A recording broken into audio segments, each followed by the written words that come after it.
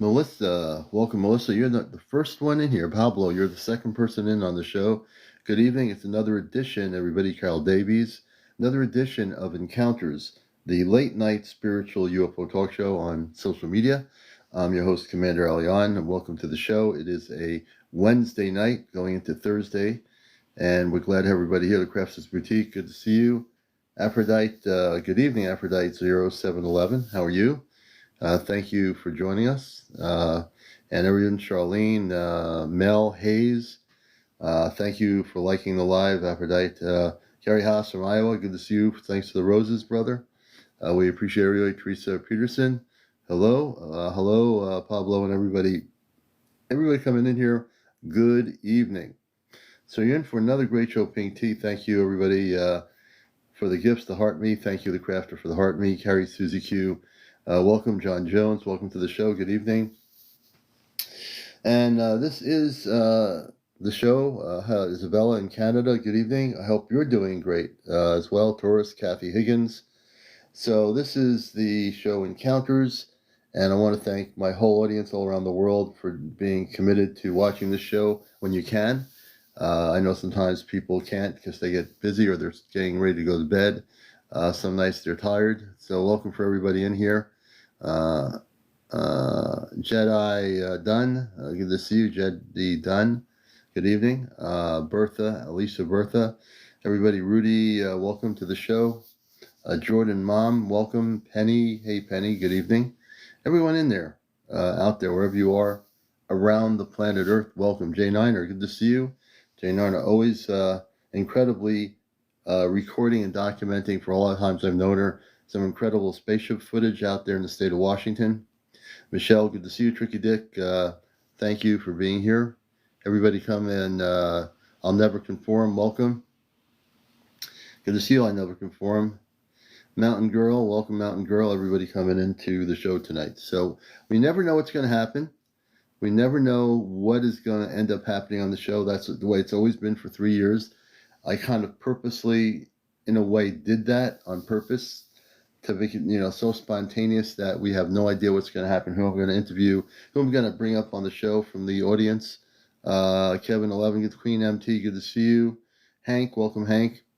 We never know when there's going to be somebody coming in here just finding us who has top security clearance regarding the subject of UFOs and extraterrestrial intelligence.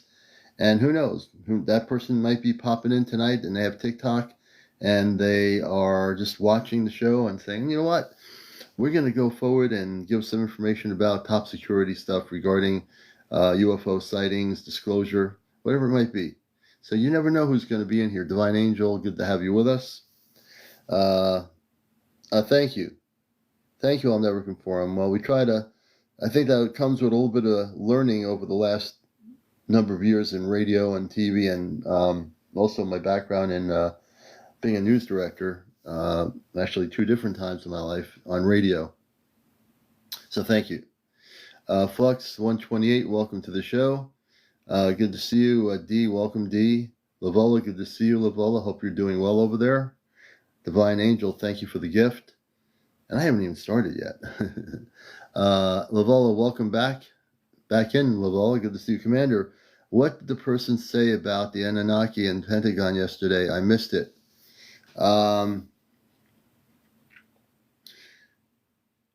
You missed that part. Okay. Well, I can tell you that the Anunnaki, I'm going to do that tomorrow. I didn't get a chance this morning. Things started happening, so I didn't get my chance. But I'm going to give them a call tomorrow at some point, either during the day or in the morning. So that's on my, hey, sorry, good to see you. It is on my barometer, so to speak. My cousin was abducted years ago. Joseph says, my cousin was abducted years ago. Diane Stadler, good to see you.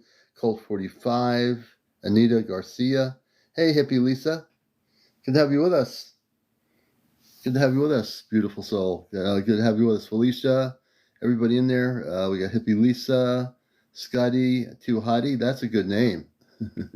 Hey, Acid TV. Good to see you, brother. Everyone coming in here. Greetings. Yes, indeed. Hello, Sandra. I'm just enjoying saying hello to her. Jan R. Good to see you, Jan R. Let's see. Tom. Welcome, Tom. Welcome to the show. My Fish My fishing addiction. I like that name. Good evening. Always like that name, Good name. Whirlwind, good to see you. Jackie, crazy cat lady. Hey. No Chance Lucas. Hey, No Chance Lucas. Lee, welcome to the program, Lee, and all the starseeds. Yes, yes, yes.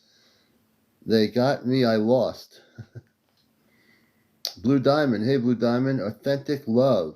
I like that name.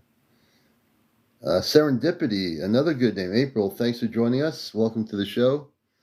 And Florida Skies. Hey, Florida Skies. They're here watching me. They got me. I'm lost. They're here watching me. Let's see here. Good to see you. I did my best. No Chance Lucas says they got to me. Thank you. To thank you, the one and only. My name is Preston. Hey, Preston. Good to meet you, brother. Hey, Jody K. Good to see you, Jody K. Cleo, thanks for being here. Thomas, my spaceship is in the shop for a week. Well, hopefully it'll be better than it was before it went into the shop. So, Thomas, that's always a good thing. Hey, Blue Diamond. Thank you for the heart, me, April. Hey, Jordan. Judy Jude. Hey, Judy Jude. Good to see you. Compre 3. I've seen the tall ones, and I was awoken now, and they are shutting me up. Let's see what's going on there. Hatchman, welcome to the show. And I can see we're going to be already doing some interviews here tonight and dealing with some situations. Linda, welcome, Linda. Enlightened Jess, good to see you, Enlightened Jess. Karen Susie Q, thank you for the cat. And April, thank you for the hot pepper. Thank you very much.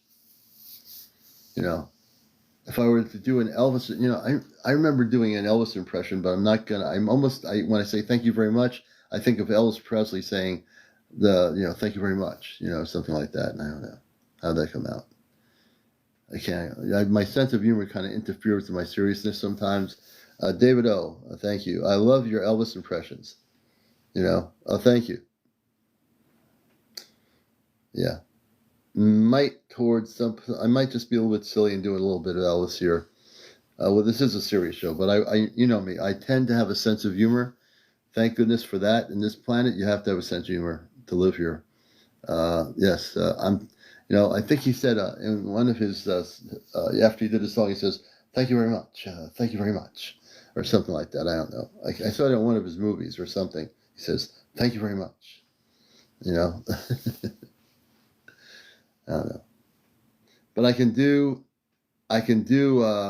to do a very short, hey Nina, Jody K. I can do a very short, before I get serious, I'll do a very short version of a song he sung, a love song. So I'm going to do this one little song here, just a very snippet of a song here. But I'm going to do it. Love me tender, love me true. I will always love you. Don't you go far away. Don't you leave me so. I will love you every day. That you will know. Okay. That's my little Elvis.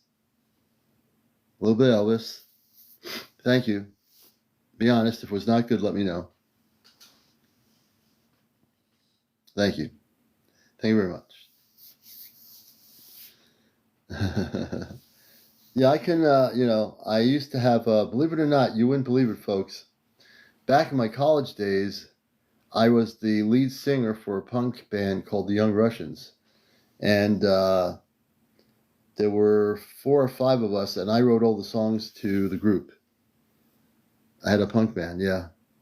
And I had to look like, we went to a thrift store, and we all had to get these military uniforms to make us look like we were Young Russians. And I was the lead singer. Yep. So beyond the subject of being a contactee, in my college days, I was doing some singing and writing for a group called the Young Russians, which we created as a group. It was pretty far out. Yep. I wish I had the picture. You're watching Encounters, and this is, yeah, I was a rebel back then, and I'm a cosmic rebel now, liberating the planet Earth.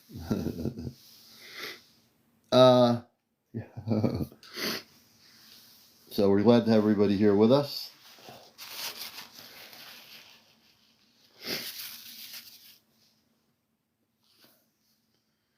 Thank you so much for the fan club thing. Cleo, thank you. Hey, Scrubs, good to have you with us. Happy Wednesday to you. Everybody coming in here.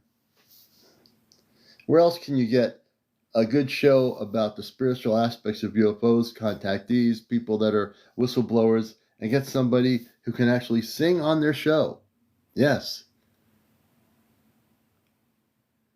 You know, that would be me. You know, so we're glad to have you with us. Hey, Maya, good to see you. Amina, good to have you with us. SHI, Southern Lady. Hey, Southern Lady. Gigi. Thank you, Julie. I appreciate that. Did you experience something very recently that you needed to share? Did I experience something recently I needed to share? Nothing like in dramatic. The only experiences I can tell you is that I'm just a happy camper, and they are kind of reminding you. The only thing I can share is thank you for the birds. What I am sharing is that I'm really refocused on my mission. Well, I've always been on my mission work. Ronaldo, good to see you. But I'm just really focused on completing the mission. Doing the talk show here is a real big part of that. So I think that's really my focus, is just really busting everything up here on the planet and getting all the frequencies raised up to a higher frequency. But in terms of anything else that I'd be reminded of, I know the command is happy with the work I'm doing, and I get communications constantly from off planet telepathically. So Bonnie says I keep freezing up. I'm not sure what's happening. We have a little bit of rain going on here. MJ785, welcome. Hopefully I'm not freezing up with other people. William, good to see you. Cleo, thank you for the heart. Thank you so much. Oh, good. Welcome everybody to the show. So recently, you know, all the whistleblowers that are coming out regarding the UFO thing, one of them that was recently since last year talking about how they were going to disclose information is found out to be not a whistleblower, but a disinformation agent, a front guy for the government. And he was called out on it, and he's a front guy. You know, so, and a lot of the UFO media people know that this person is not the so-called disclosure guy who can never tell anything to anybody, because he never could tell anybody anything, because he was there to totally confuse people about the truth. Let me get in here. I'm going to kind of show you something here. I just can put in UFO whistleblower. We'll tell you that in a minute. Give me a second here. But Alonzo, I think it's, I'll just do this. UFO whistleblower. And let's see what it says here. Let's see. It's only a little bit after 11, 15 minutes after. Wait a minute. UFO whistleblower. Do it again.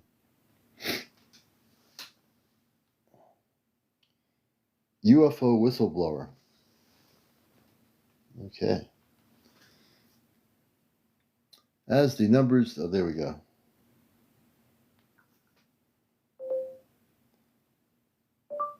UFO whistleblower.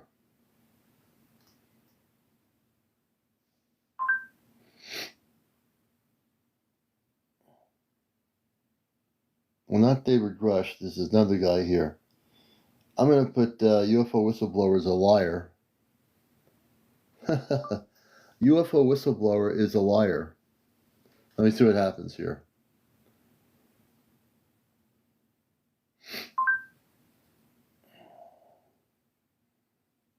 Okay, it's not David Grush. Oh yeah, Louis Alonso. So the guy here, his name is Louis, I think it's Elizondo or something like that. He's the guy that has been called out as being a liar. Let me see here. Do you want to know where to invest? Let me see if and he on TikTok, people have done a little bit of stories about his.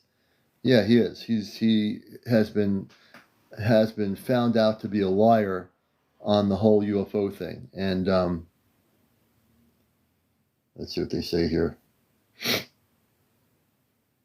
Yeah. Everything, but we don't. We only perceive and can only really. Yeah, hear his voice. His name was Louis. I think his name was. Of what reality is like. We thought we knew everything at every phase of human development. We thought with absolute certainty that we knew everything about every category of our existence. Anyway, this guy here, Louis, I think it's Lanzio or something like that. He was one of the main whistleblowers on like all the different networks. And so it comes out that this guy has been found out that he was lying, and he basically was diverting people from the truth. Now, not to say that there aren't people out there that are real whistleblowers. Good to see you, Rita Lynn. But this guy here, I always felt there was something strange about him. I always felt he said a lot about nothing. And then when they asked him very specific questions, he couldn't divulge the information. So if he was a real whistleblower and he really wanted disclosure, that guy would have, spilled the beans. In fact, he did not. He was a disinformation agent. So the Pentagon put this guy out there when this whole disclosures thing happened, and he was the key person that they had on like all the different TV stations, the news stations, when the topic was being seen on some of the networks. He was the guy. He was the go-to guy that would come on the networks and go on CNN or Fox or MSNBC, whatever, and News Nation or whatever. He was the guy. And then he was interviewed on a lot of UFO shows, and they were gullible enough to believe that this guy's really good. He's going to tell some stuff. So this is the guy, But yeah, Louis Alessandro or something, yeah. But yeah, he was such a liar. He was not a whistleblower. He was a disinformation agent. He got a lot of media attention, let me tell you. I can do a John Wayne on that. Yeah, he got a lot of media attention, I'll tell you. So that's who he is. And he got paid well. He's probably still getting paid well. This is the thing about the Department of Defense.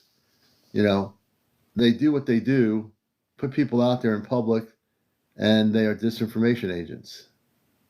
Because, yeah, he had his own show. Yeah, he did. He was doing his own thing.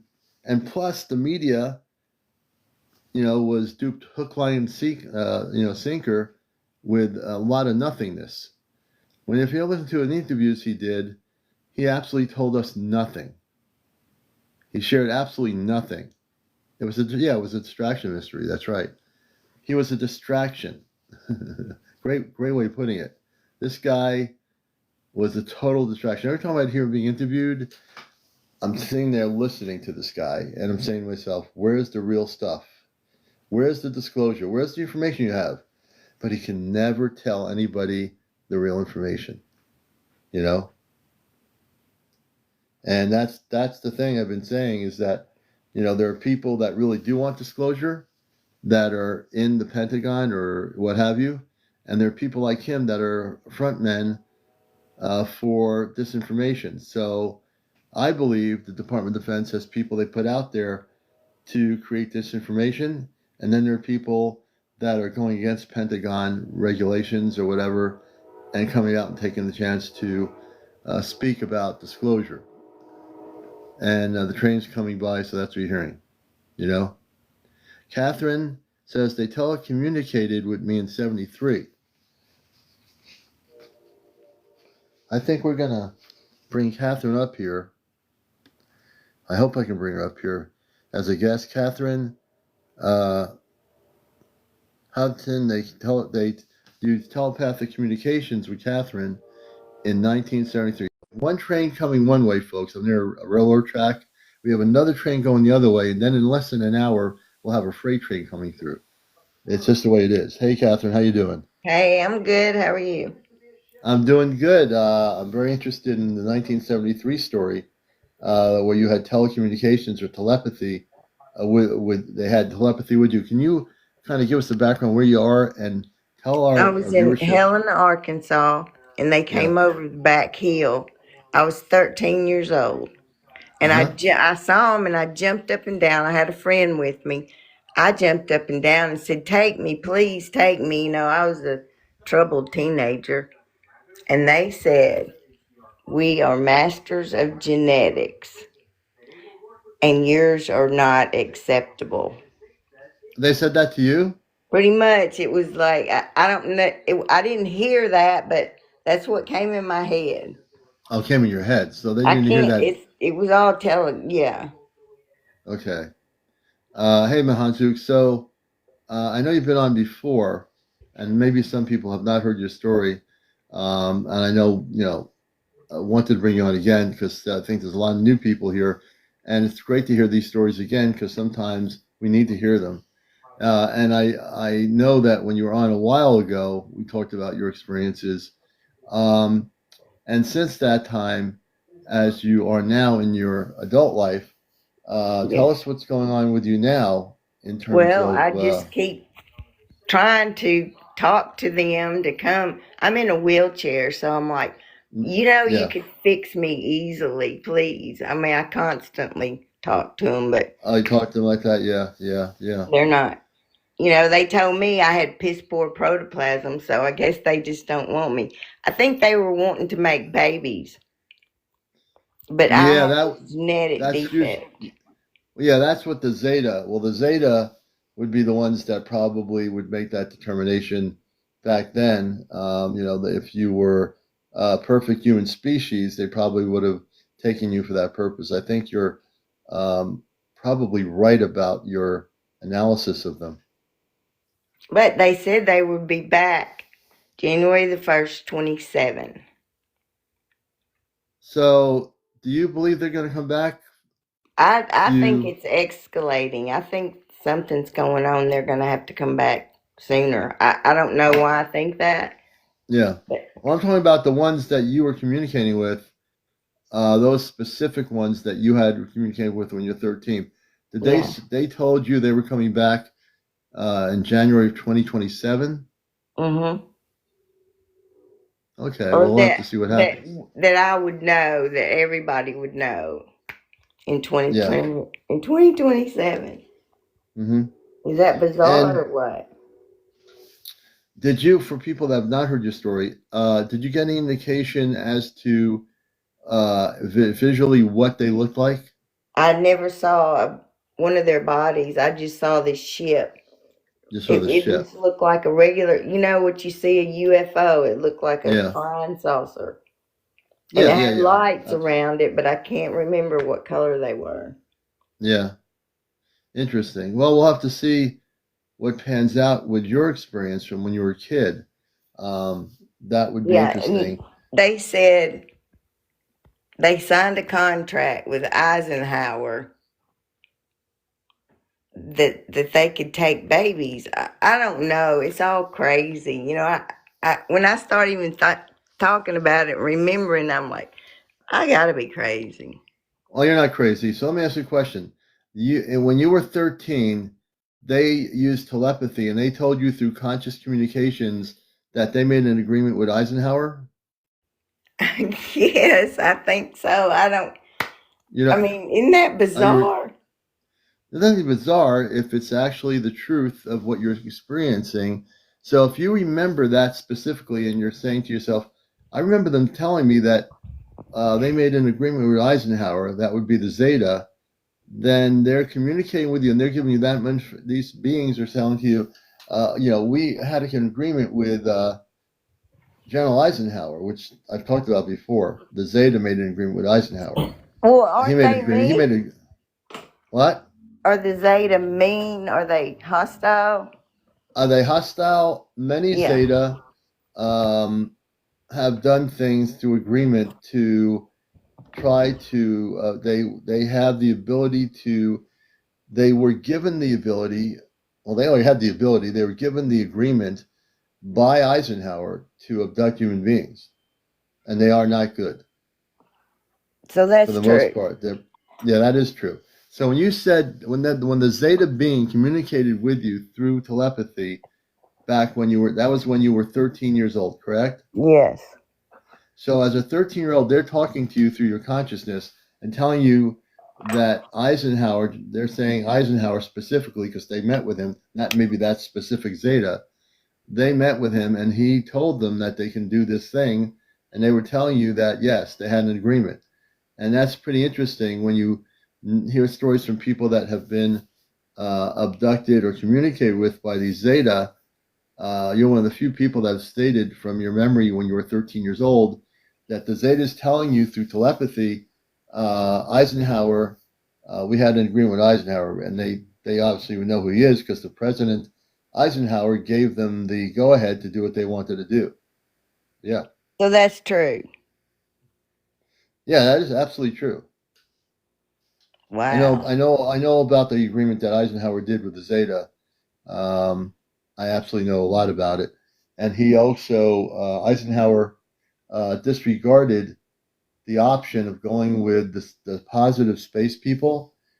He knew it was the right he knew it was the right way to go. Excuse me, but he chose to go with the Zeta. And the reason why he chose to go for the Zeta is because he wanted the technology. Oh. Well, why would they tell me that? Isn't that weird? Well, the fact is, they told you what they wanted to tell you, but the fact that they told you that that agreement was made when you were a kid, you're probably wondering and saying, "Well, I don't have no idea what that's about," you know, No, I didn't. and nor would you. Excuse But me. why would they tell me that? I don't know. Honestly, I don't know why they would tell you that. And as a kid, why would you even find that really important? Because you're just 13 years old. How would you know what that I means? don't know. What did I that was mean? just jumping up and down, begging them to take me. Please, please take me. I want to go. And they Yeah, said no. Even the extra. Oh, and they don't like to be called aliens. yeah. And Dee is right. The Zeta would lie. And one of the things the Zeta do is, in all the stories I've heard and interviewed people with, they tend to, and people on my show who have been abducted that I've helped here, they'll tell you if they did take you on a ship and they did abduct you, which obviously they didn't do that, but if they had, they'd say, oh, you have nothing to worry about. Just relax. We're not going to do anything. Everything's good. It's like we're at a nice little party here. Just lay down here. We're going to just, examine you and everything's going to be okay. That's what the Zeta do. So what the And Zeta where are do they is from and what do they look like? the Zeta are the ones that have the big eyes, the round heads, the very thin bodies. They used to be human beings at one time in their existence, and then they basically shifted out of the human existence of who they were to looking like what they are with the big eyes and the big heads. Some of them are short, some of them are tall. They're from a place called the Zeta Reticuli system. Zeta Reticuli system is a real system. It exists. And if you look up the star charts, you will be able to find them on star maps where the Zeta Reticuli system is, and that's where they come from. Wow.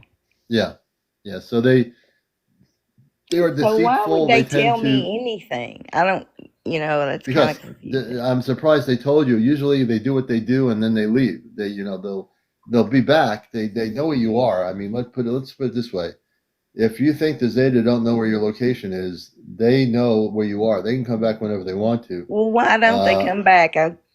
I keep begging them, please. They left me in a Don't beg wheelchair. them. Don't beg the Zeta to come back. That's the one thing you don't want to have is the Zeta coming back. Well, What you do want to do, would they not fix me?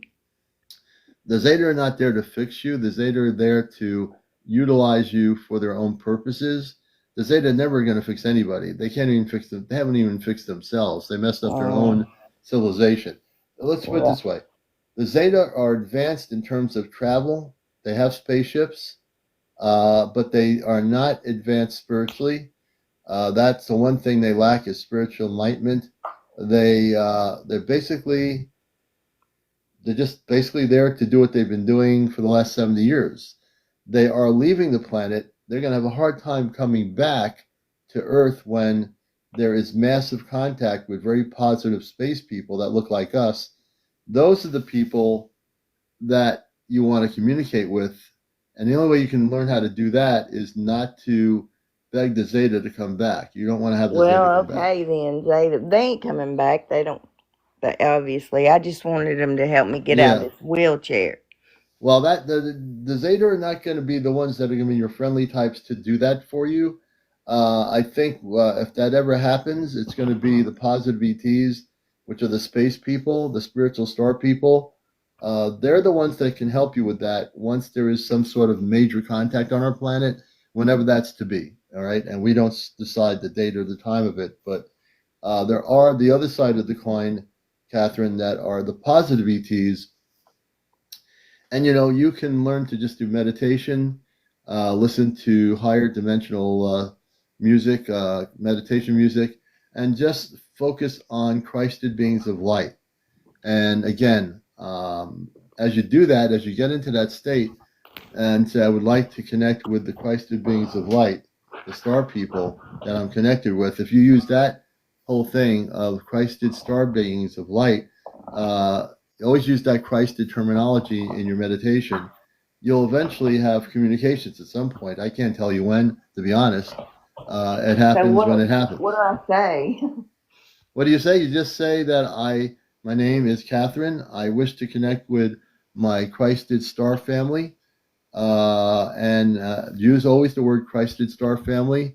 It's putting the words out there, the frequency out there to Christed beings of light, and it will bypass any lower vibrational ET contact with the Zeta. The Zeta, like I said, forget the Zeta. They're the ones that have been doing the things that are not good over 70 plus years in our current history. But if you are willing to take the time to just focus for maybe 20 minutes a day or 30 minutes a day, that I wish to connect with my Christed star family. When you operate, and it's Lee, you're correct. It's the Christ consciousness. And what are you saying? Spell it. CHR, like Christ. Yeah, right. So the word Christ is CHRIST. Consciousness. Consciousness is just a word. So consciousness. So Christ, you say to yourself, consciousness. So you want to operate your consciousness in a Christ conscious state. And to do that, all you have to do is meditate and elevate your frequency or your vibrational patterns.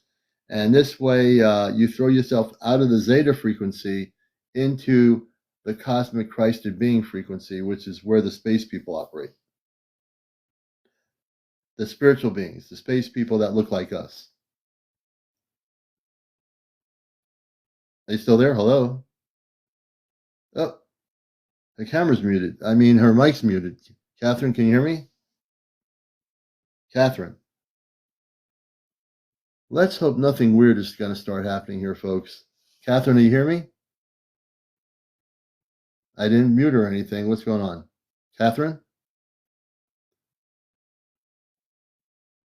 Oh, she might be making notes.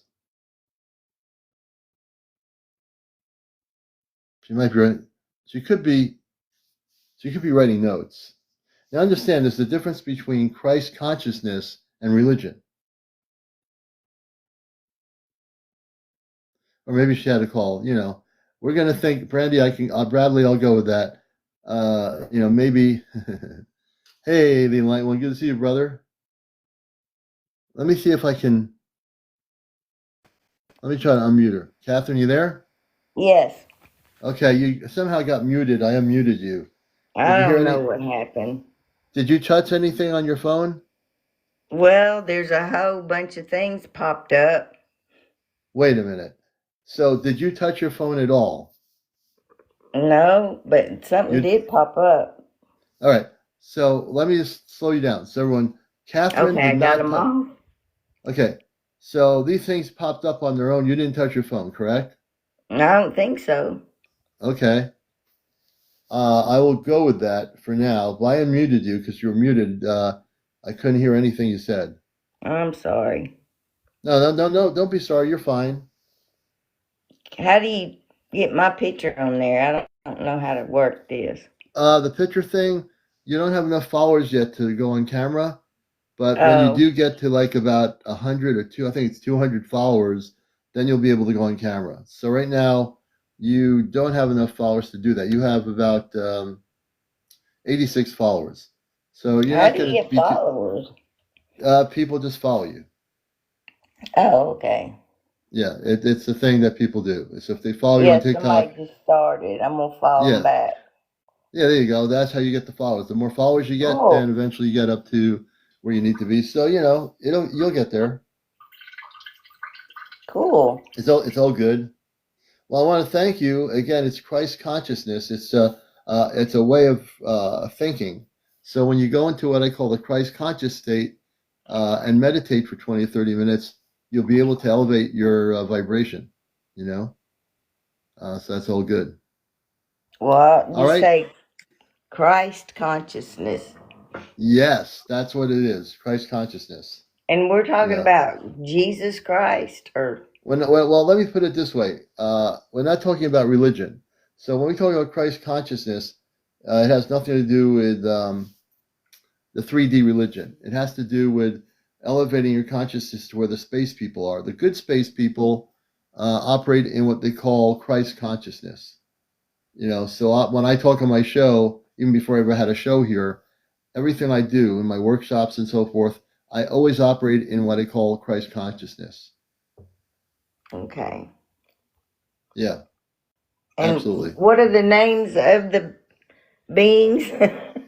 Well, actually, they're called space. They're called star beings, star people. So They just are they're star people. They look like us. They are many ways like us, but they are also taller than we are, and they are very spiritually advanced, meaning they live in very much harmony. They live in a harmony with each other, with the whole planetary system. They come from many different worlds beyond Earth, and they're the ones that have been here, that are here, and that are coming back here. They're the ones that we're going to have contact with at some point. well, maybe then those are the ones that I've talked to. You don't think so? Um, I don't know specifically based on what you're telling me, since you don't have a description of who they were on a ship. The No, fact I is, never saw them. if they were if they were good space people, they wouldn't talk the way they did to you when you were 13, saying, "Well, you don't have what we want, so we're not Oh, doing yeah. anything." The star Because they were people, pretty much saying, you're piss poor protoplasm. We yeah. don't So we if they don't want you. Yes, so that would not be the way a star person would act. A star person would say, "We're here to help you. We're here to assist you." That what they said to you that comes from a lower vibrational ET. They're advanced, but that is not. You're lucky you didn't have any problems, but that they are not consciously those kind of people that are beings that are there to help you. So I've been talking to the wrong ones all along. Well, it's not so much that you decided to talk to them, they came to you. And again, honestly, I mean, I got an idea of why they did, but obviously they came to you and then they found out that they couldn't do whatever they wanted to do and they left, you know? Yep, because of my genetics. Yeah, basically they thought your genetics weren't the right genetics for them, you know? They said we are masters of genetics. Well, the Zeta would be in the sense that when they abduct people, they took the DNA from humans here genetically to create a hybrid race of Zeta. So yeah, they do have an advanced knowledge of genetics because they basically messed up their own worlds. Mm, Yeah. well, Yep. I'm glad they didn't take me because I have seen a lot of, I've been watching a lot of documentaries on people that were taken. Yeah. Oh yeah. There's a lot of good documentaries about people that were taken. So Yeah, you're and it's not lucky. good. You're lucky that they didn't want to take you or abduct you or anything. I think you're lucky about that. I think so too. But I want these other guys to come get me. Maybe they'll help me. Yeah. Well, the other guys, which are the people I work with for years, that's where you want to focus Well, can you put yourself in a on. good word for me? Oh, I can put a good word for you. Absolutely. That's not a problem. Thank you. Maybe All they'll right, help me Catherine. get out of this wheelchair. I hope they do. I really do hope you get out of the wheelchair and you can actually enjoy walking and seeing things, without being in it. So when are All they right. going to show themselves? When are they going to? Well, they're getting prepared. So I work with the space beings called the Ashtar Command, and we do a thing on Saturday nights where we talk about all this. And they are here in gradual numbers. There are more coming, but it's not time yet for mass contact. It's just not time. But it will be. Time is coming, though. They'll be here. Well, I'm ready. I'm ready to get out of this wheelchair. Somebody said they're going to put in a good word for me too. Yeah. Yeah, I took the spammer out. 388. I took the spammer out and blocked them. So they're no longer here. But Catherine, thank you so much for being here. Star beings. Yeah. Yep, Okay. you'll learn a lot on the show here. And on Saturday nights, we do a thing called Ashtar Command Night. So definitely you'll learn a lot here. So be sure. I watch you as often as I can. Oh, good. Good. I know it's good to have you with us always. All right, Catherine, I'm going to let you come down now Thank for you. the. Hey, thanks for Okay. coming up here. Everybody, thank Catherine for being here. Beautiful soul. So Benjamin says, I don't think the human race is ready. We are too violent of a species.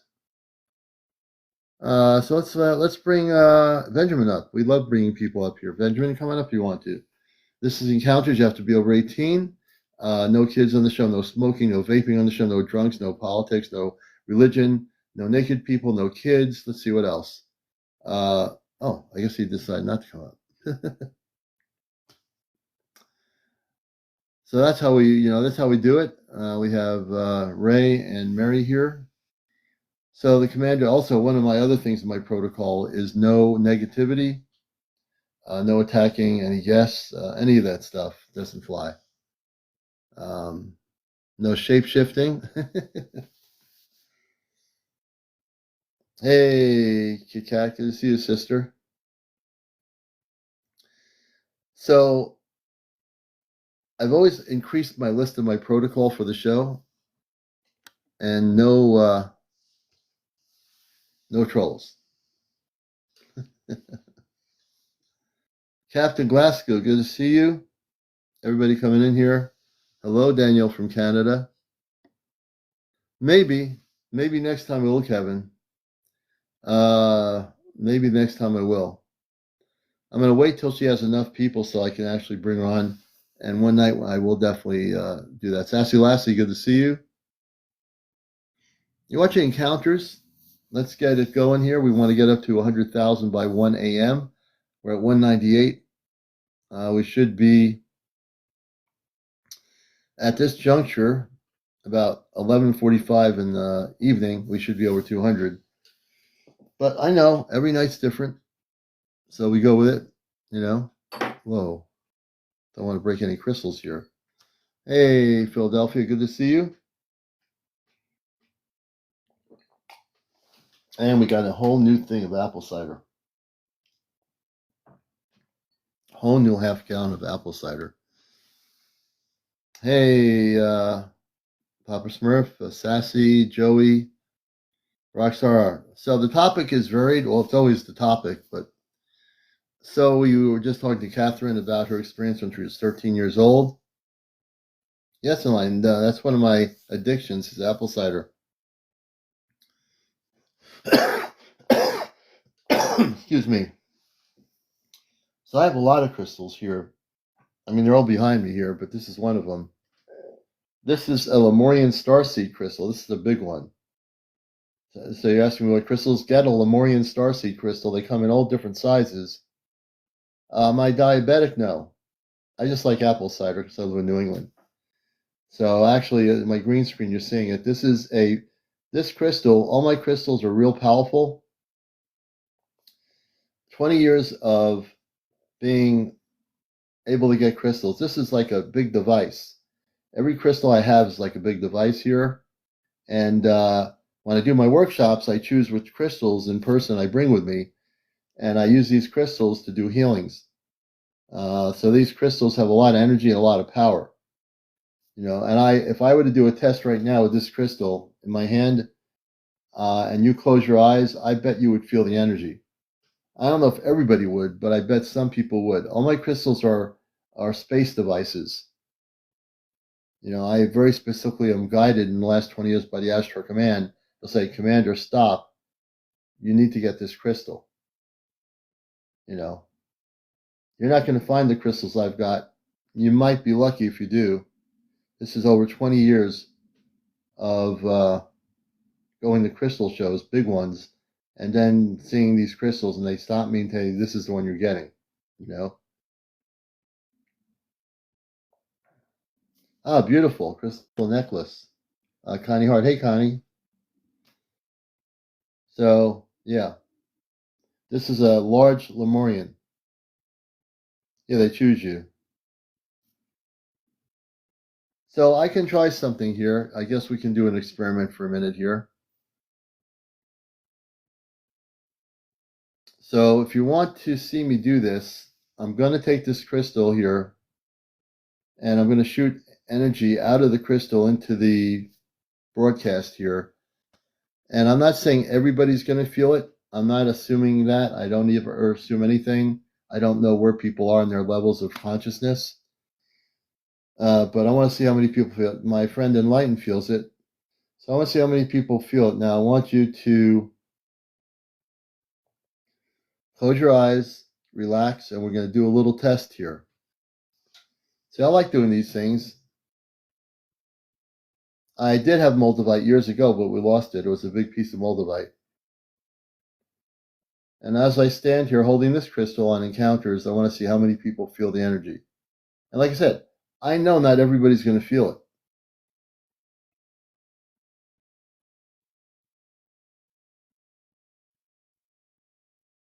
Now I'm going to amp up the energy higher.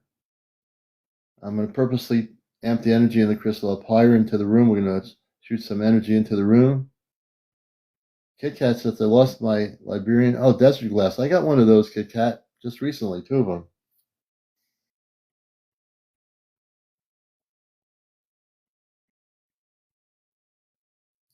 I don't want to amp it up so high up that it interferes with my broadcast.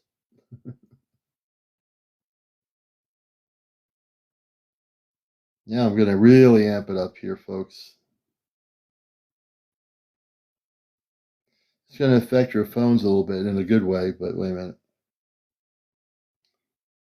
Huh, it's affecting.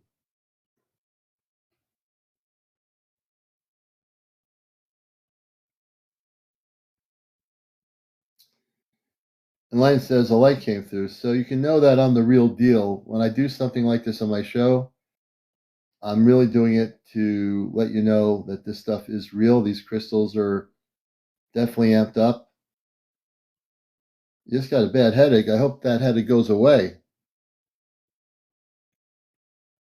Let's get rid of that headache, Crafters Boutique. Let's get rid of the headache. Tricky Dick's heart's beating faster.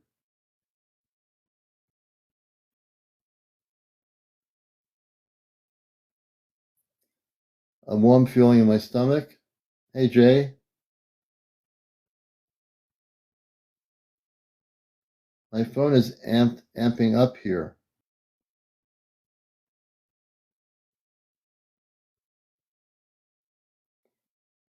My light is vibrating. And you know the commander cannot make this up. I'm not like trying to do anything or be like sensationalistic or anything. I'm just trying to share that I have these abilities to, with these crystals over the years. They're pretty amazing. You might even see stuff in here too. Now that I'm looking at it, let's.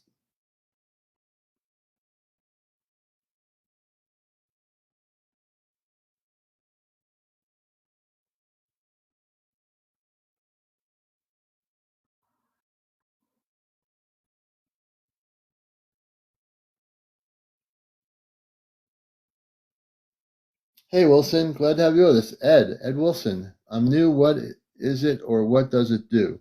This is a Lemurian starseed crystal. They come in many different sizes. You go to a crystal shop, a good one, they'll have a lot of little tiny Lemurians. This is a huge Lemurian. This is a large Lemurian crystal. I'm going to show you guys something else. As I've got it here. This is a smaller Lemurian, and this one here has a lot of energy too. This one here has a lot of energy right here. Hey, Elvira. So I use these crystals for when I'm not doing my lives. I mean, sometimes on my lives I'll do this. All these crystals I have are what I call higher frequency space crystals. Now this is one of my other Lemurian crystals. Yeah, they are powerful, Crafter. You know you're right about that. Hey, Papa. Yeah, I have a lot of very high frequency crystals here. And sometimes you can see things in the crystals.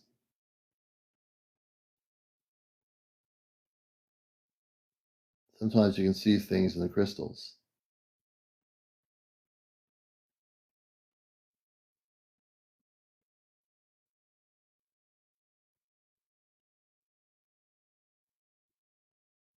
And some of my crystals, there are actual pyramids in the crystals.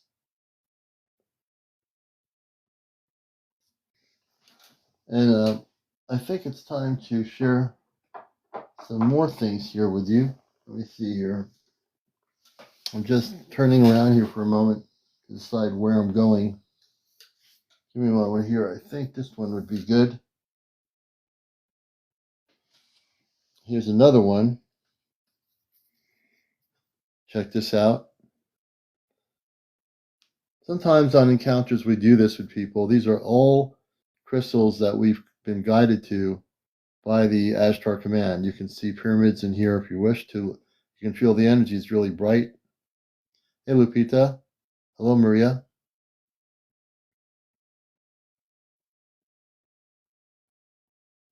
I'm going to turn it slowly.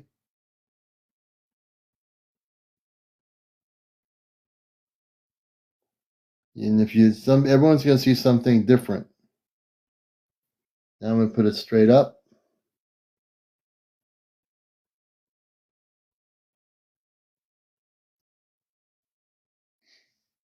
All these are very high vibrational energy crystals.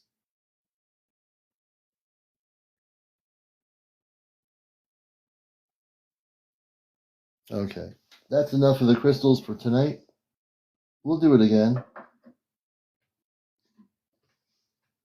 Although I need to show you this one before I stop doing crystals.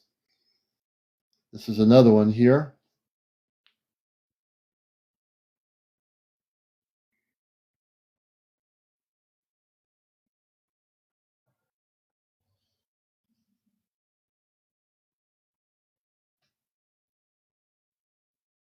No, they're not all Lemurians. I have amethyst and all kinds of crystals here. They're all different.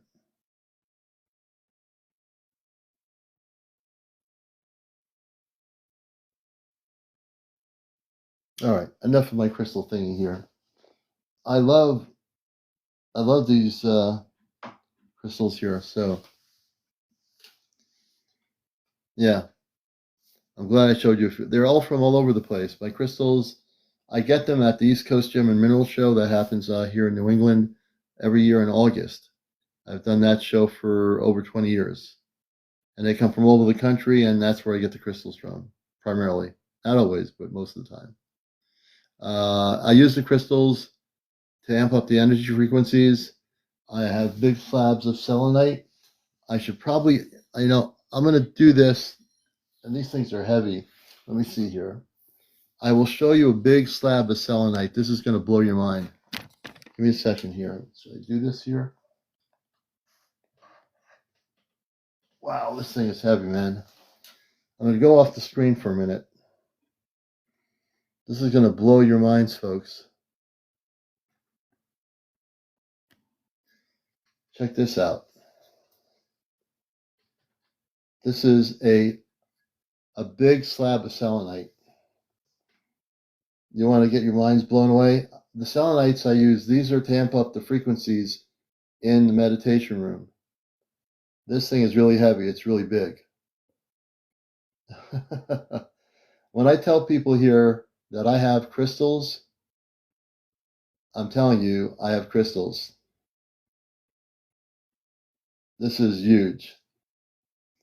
It's over a foot. It's over 12 inches.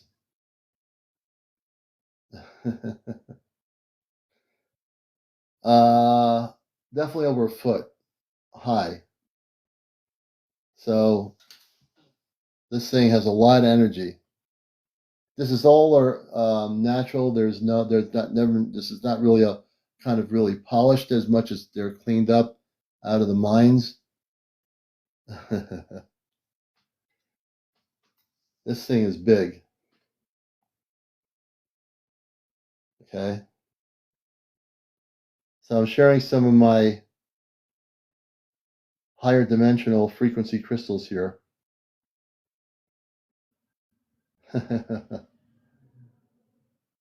Design or shape doesn't matter, Teresa. It's just the energy.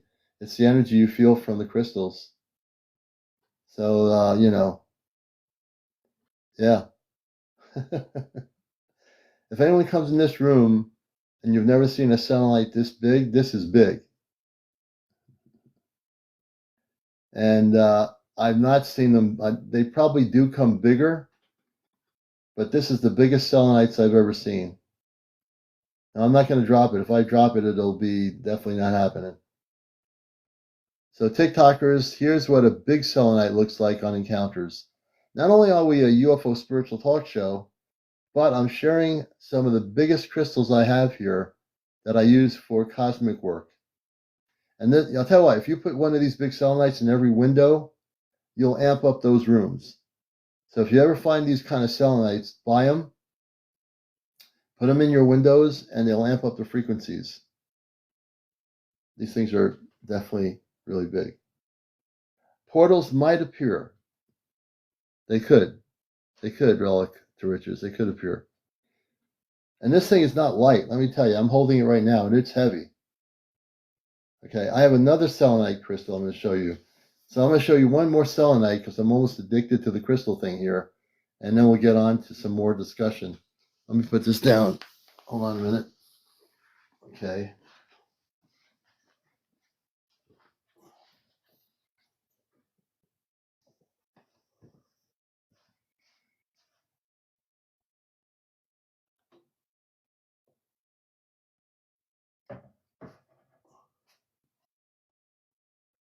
All right.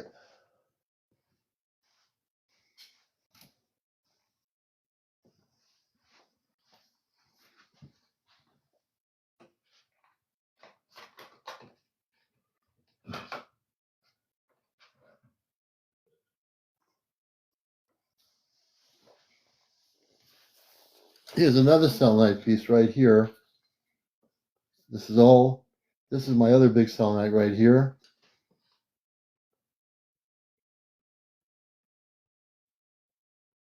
This is my other large one right here. I have two of these. They're big.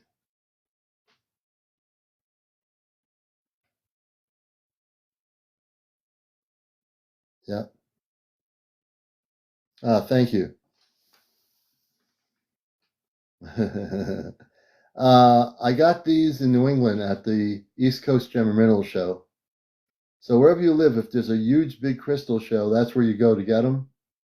Some crystal shops have them, but you got to go to a large crystal show, folks. I'm not sure the weight, but it is heavy. So I have one hand down here. I'm holding it like this. Tucson, it would be, yeah, Tucson, West Coast, East Coast, Northeast. They have these around the country. This one cost me, I got it wholesale. I think it was like $20 at the time. But retail, they sell for a little bit more. I'm putting this down, folks. This is it. I'm going to put this down. This is, yeah, that's probably wholesale, as I remember back when I did get these. All right, let me put that back.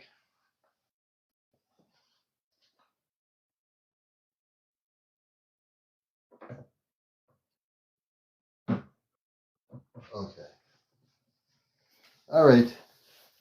So you got to see CmdrAleon on some of our crystals here. We're going to go back to doing what we do best.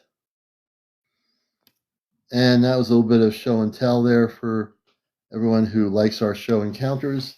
This is Encounters, the late night spiritual UFO talk show. Welcome everybody to the show. And we just did a little bit of sharing here with you. I know a lot of you have crystals, and some of you are looking to create crystals. So again, if you're ever looking for crystals that big, wait till you have some big shows in the Midwest or West Coast. They're usually called ours is the East Coast Gem and Mineral Show. There's on the West Coast Gem and Mineral Show, Tucson, Arizona. There's a lot of places there to get crystals.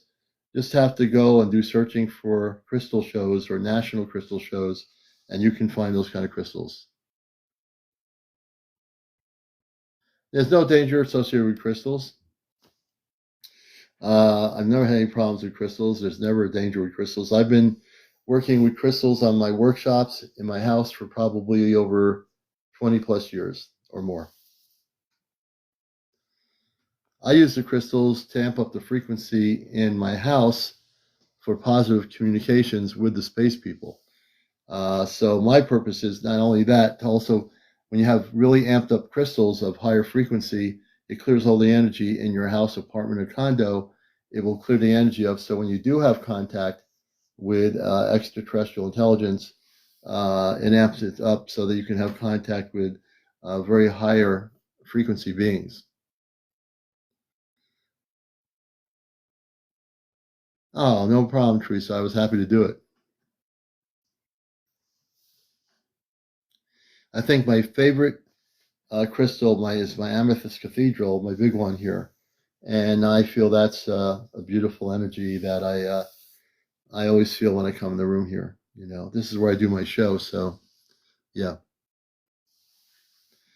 So you know, a lot of the crystals on our planet, the really huge ones, like the ones that were put up on the pyramids in Egypt and other places.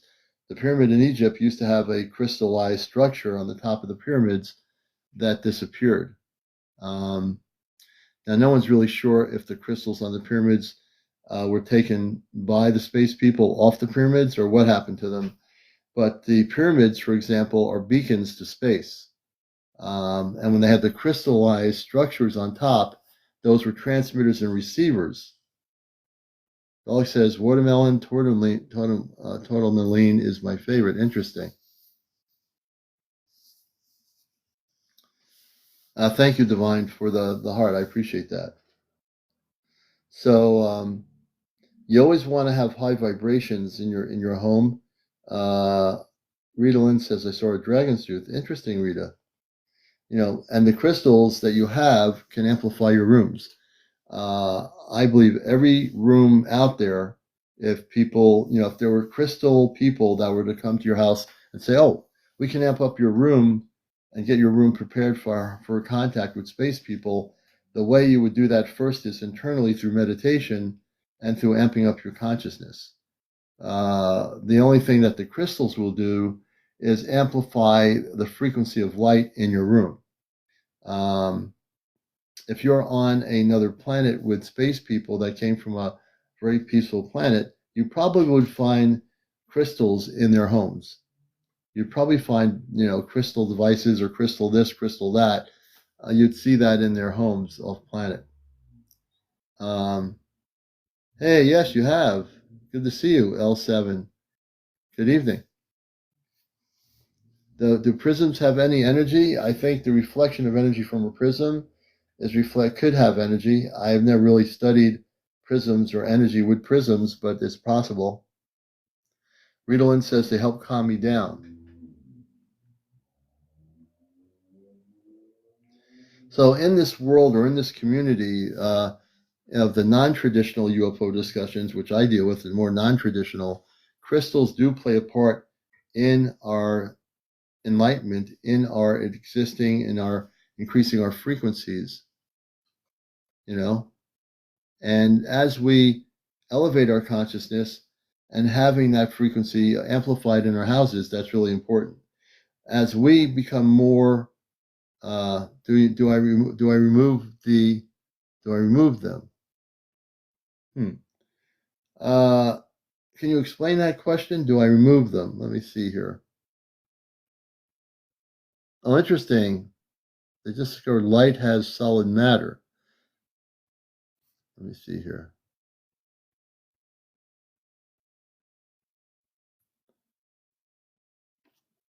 Yeah, pyramid crystals. Yes, they do have that. I get these trolls that try to pop up on the screen here to come on here. There's another one of those trolls.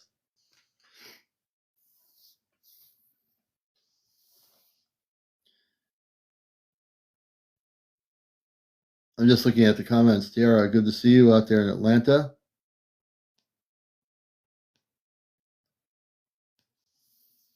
So we're getting ready for a lot of, I get this one troll that keeps on popping up.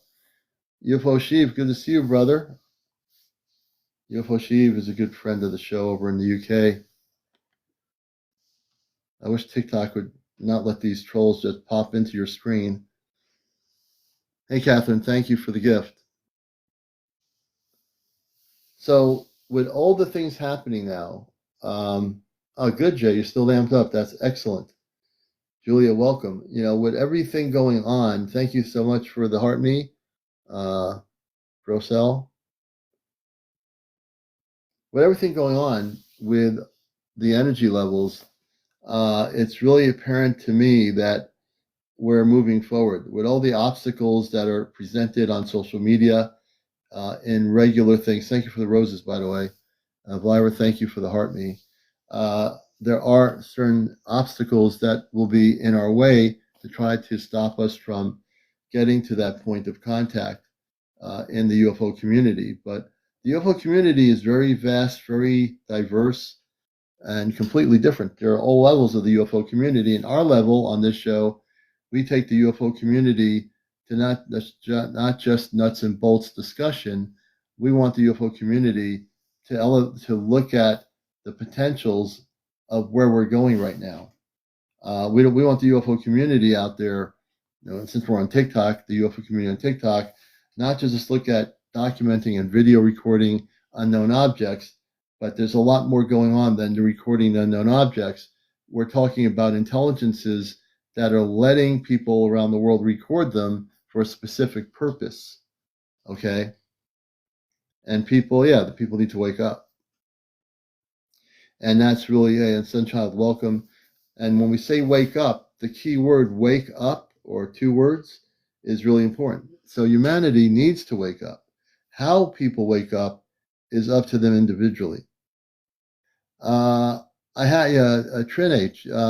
I've listened to him periodically, but he's on the East Coast. He's on at 1 in the morning.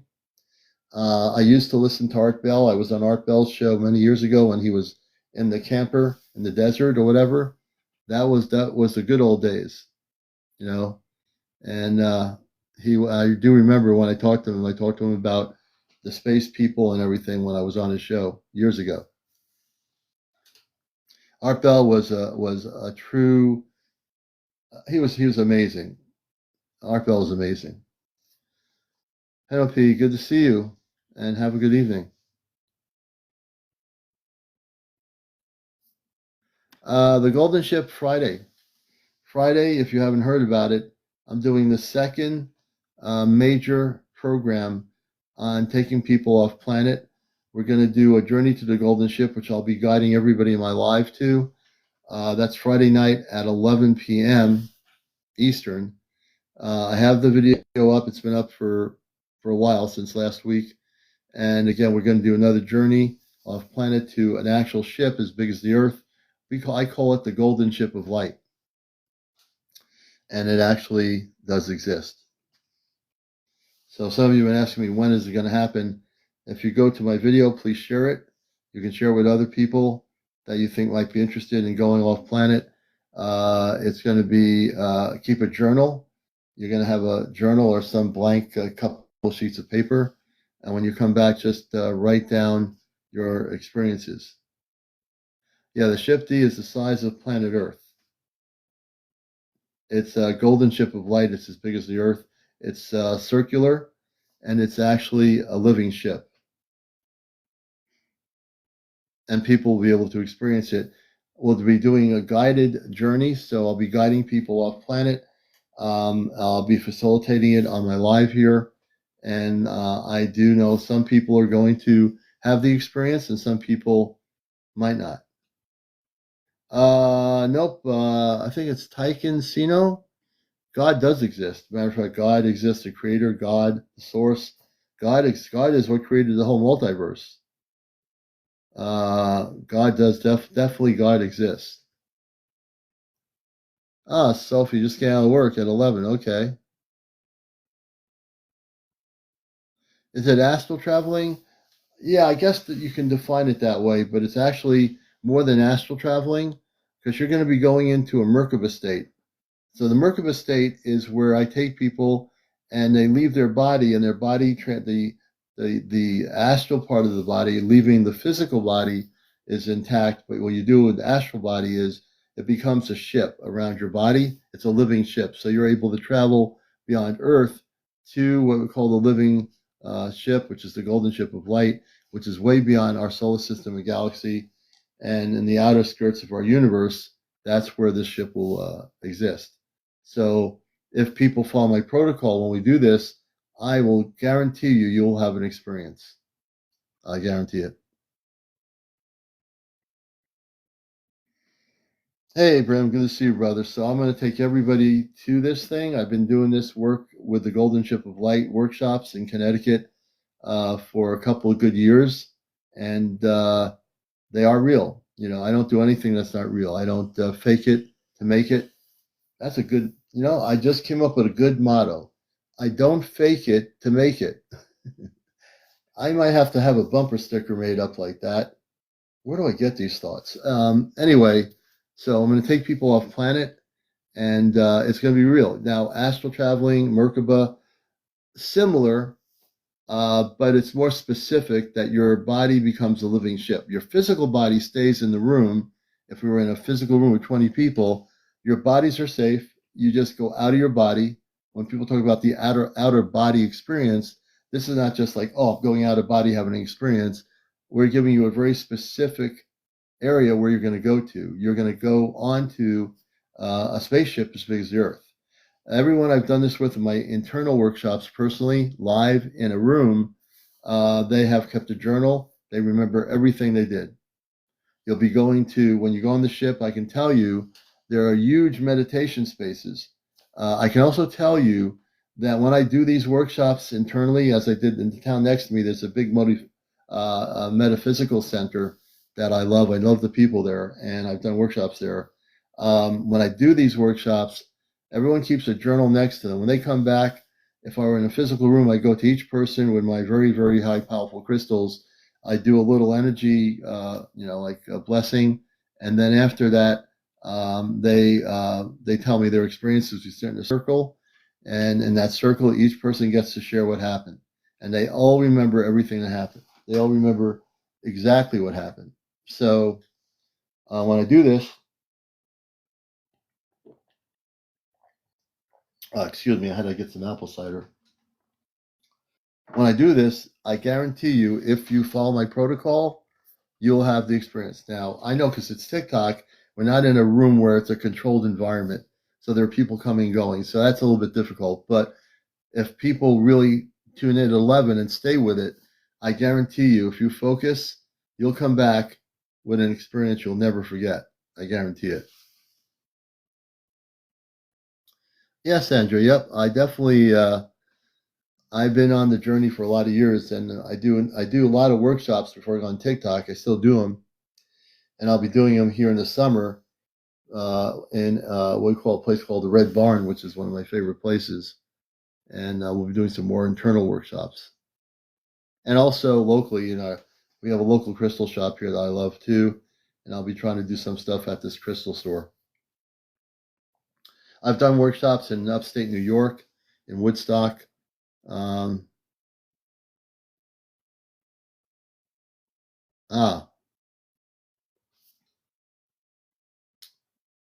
says, Commander, our friend's energy is getting stronger. That's why our batteries die. So I think it's really important to meditate to clear energy. And also for myself, I do that.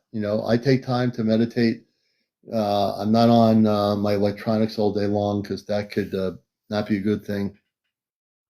So we need to always remember to take breaks from our phones, our live things, or whatever we do. Get out to nature, get out to the ocean and the warm weather, get just to sit out and watch the waves come in. I love doing that. As we get ready for a lot of these things, it's good to just break away from your technology. It really is important, and that's a good thing. And here's a person named Yes. Welcome, Yes. That's a good name. My name is Yes. It's better to say yes than no. Rem says, I burn up electronics. I like that person's profile. My name is Yes. As long as their name is not no, that's good. Right? There you go.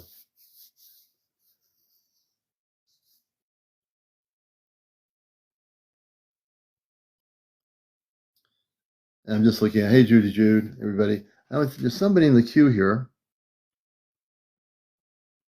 Half Pint. We're going to bring Half Pint up.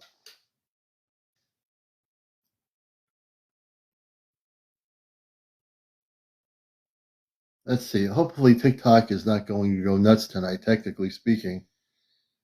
Sometimes the thing just spins around and I get hypnotized. Let's see here. Can I see anybody? Oh, wait a minute.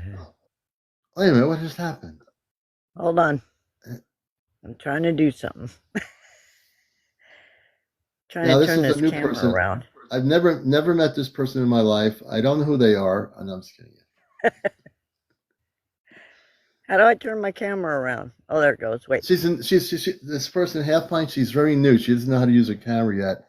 You never learn, don't you? I have to keep teaching you every time for 3 years how to use your camera. I know. I'm telling you. It's crazy. Oh, there we go. Okay. Hold on. Oh, now you are. Don't press any more buttons. Okay, watch. I want to show you something. If I can get it in. Hold on. Dang it. Now I see you're outside of your beautiful property. Oh, I can't zoom in, huh? You're not on. The one thing with TikTok they have to do is add a zoom in thing to the TikTok application. Everyone needs to email TikTok and tell them to add a zoom in option on the TikTok here. I wish I could zoom in because you'd be able to see all the energy on the property, but oh, okay, that would make sense. Zoom in. Yeah, it's nice and warm out there tonight. Commander, if you look to the right of that tree, that's where my guard's sitting. So the other night I was out here on a live, and at first he was sitting by that tree, and then he got up and stood to attention, and he had his sword in front of him, and I was told to go back in the house because he had to take care of something. Really? On my property, yeah. Now, you've talked about this guard before. I've heard you, when I hadn't been able to get on sometimes on your live. The guard, is the guard an Anunnaki? I think so. Hmm. Yeah, he So do don't let Anunnaki? nobody on my property. He stands. Hmm. He wears a black robe, and he has a huge sword that he sits in Really? front of him. Hmm. So he basically, you see him sometimes, I think, over a period of time, but he is actually, does he stay cloaked like what's the word I want to use for it? Does he stay in a cloaked form so that nobody sees him? You can see his form. Do you see his Right. form all the time? Yeah. You do. Yeah. Nobody else can though. I don't think. Yeah, that's because you're connected with them. Yeah. Yeah. And they can do that. They can make it so that you and Ray could be the only ones seeing him. Ray has seen him too? Oh yeah. He's turned around and Ray goes, "I see you over there," and he stood up and turned his head, looked right at Ray. Oh, and what did Ray do when that happened? Nothing. He just told him, "Thank you for being there." Oh, good. All right. Well, that means you're very well protected. And I know a few of the contactees, you and some of my other contact friends, have guards or protection around you. And it makes perfect sense. You know, when there's more than one contactee having guards around their property, that's because they want to make sure none of the negative. I've known you enough over the years when you talked about the negative ETs that try to interfere, and the Anunnaki at times were not aware of what was going on. They weren't there. I remember a lot of things we discussed over the years, and so they are really protecting your property from having any negative contact. Yeah, I have four on each corner. So I got one on each corner of my property. Oh wow, Yeah. that's pretty good. You know, somebody is asking a question. It's an appropriate question.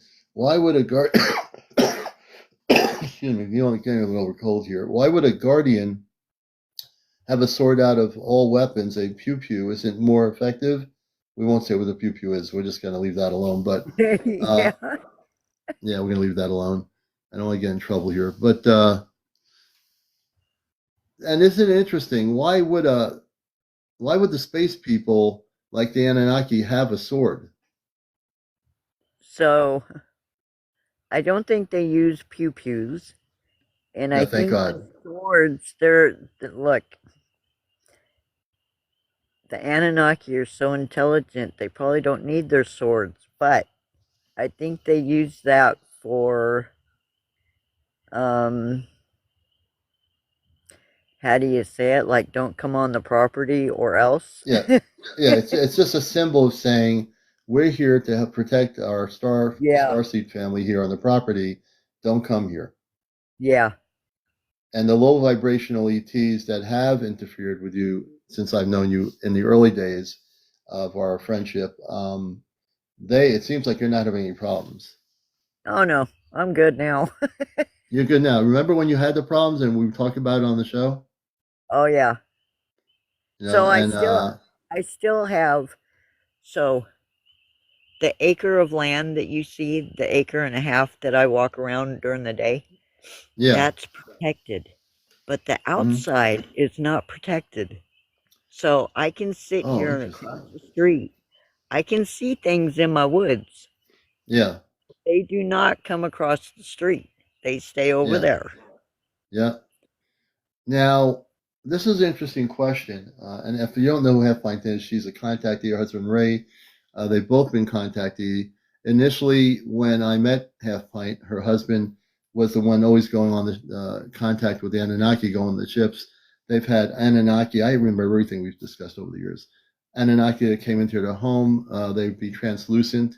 They'd appear, they'd come, in their house. And at the same token, there were times when they didn't have a protection on their property and they had interference from lower vibrational ETs. So the question would be, the Anunnaki have the ability to protect a lot more than just that particular area. Couldn't they just tell those other beings or chase them out of the land area up there in the mountains? Well, I'm not too sure what's going on, but for some reason, they do not allow them on this property now. Yeah, I have been yeah. hearing noises all night, okay? Hmm. So I've been hearing noises all around me. So they're all in this area. But Hmm. for some reason, they protect this property like no tomorrow. I mean, like, Well, you it's guys are on the divinely property. protected. Yeah. Yeah, your guys, both of you need to be protected because yeah, I mean, basically, you need to be protected. Yeah. And folks, if you don't know who these two people are, Half Pint, they are when people talk. We've a lot of people talk about the Anunnaki now on here on YouTube, but because I'm on TikTok a lot, there's a lot of Anunnaki discussion being talked by other people about the Anunnaki. Yet a lot of people don't know that these two people I know for the last few years I've been on here, they have communications with the Anunnaki, which are very tall people. They're men and women. They have families, and I've learned a lot from Mary and Ray about the Anunnaki. So there's a lot of historical information on the History Channel, Ancient Aliens. They've done stuff about this kind of thing, but there are people like these two here, and I would suppose, Mary, around the world, there are probably people we don't know that are also having similar contact with these Anunnaki. Correct? Oh, yeah, they're here. They're not coming. They are here They're already. here.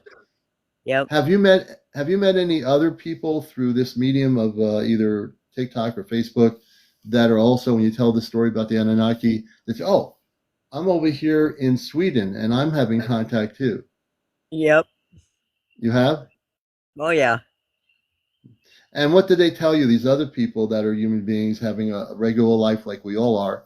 Well, not really a regular life, I guess, but what did they tell you about their experiences? Are they having physical contact manifestation? We're pretty much having all the same contact. It's Hmm. just all of us have different messages, I guess.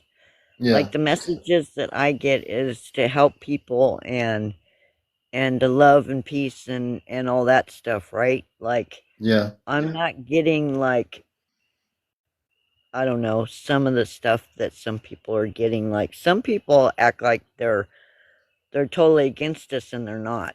The Anunnaki are not yeah. against us, believe me. Well, that's the uneducated folks. And we still love them, but they just don't know.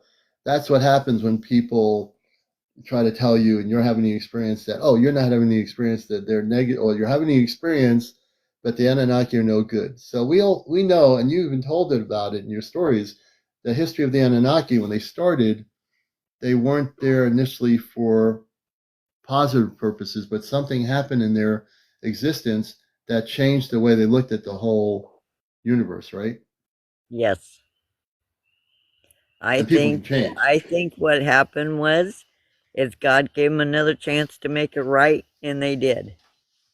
Yeah, you know, and it's just like the human race, which we are. If we were a perfect human race, we would have peace on Earth already. We wouldn't have nuclear bombs created by scientists called the Manhattan Project. We wouldn't have had nerve gas used in the subways of New York by the CIA, which is true. These things were done.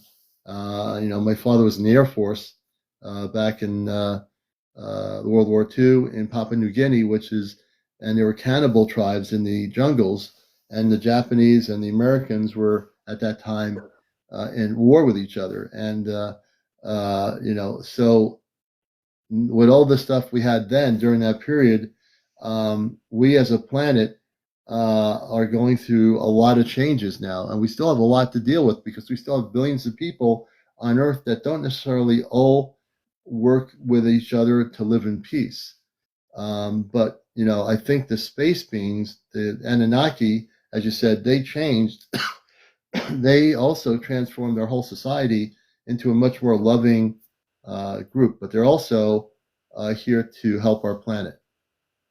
The other thing that we have here, so uh I don't mean to bring up anybody's name, but me and Brim had this discussion. So I get these orbs like above me, and Hmm. he told me those are the seven sisters of the Palladians, I believe he said. Hmm. The So orbs are they above you. Like, they are you saying low in the atmosphere above your property, or what do you mean? no, they sit right on my deck. Me and Ray walk through them. It's a Oh, like trip, cats. like these orbs. Me and Ray walk right through them. But I Oh, guess they're the interesting. sisters of the Palladians. 7 sisters Hmm. are called. Brim, Yeah. if I'm Have getting you? this wrong, please tell me if I'm getting it right or not. But Yeah, it's yeah, the Seven Sisters. If you look up Seven Sisters, that is the anyone who focuses on the Palladian area. Um, Nicole, yes, says they want to know. The question is, why do you think the Palladian, well, not the Palladians, well, we all have that thing going there, but let me just, the question they have is, can you tell us why you think the Anunnaki chose you, or maybe how you stand out? That's a great I question. believe I'm in their bloodline. Yeah, Me and Ray both. yeah, But I believe we're connected to all of them because we get Larens here, we get the blue avians, we get all of them here.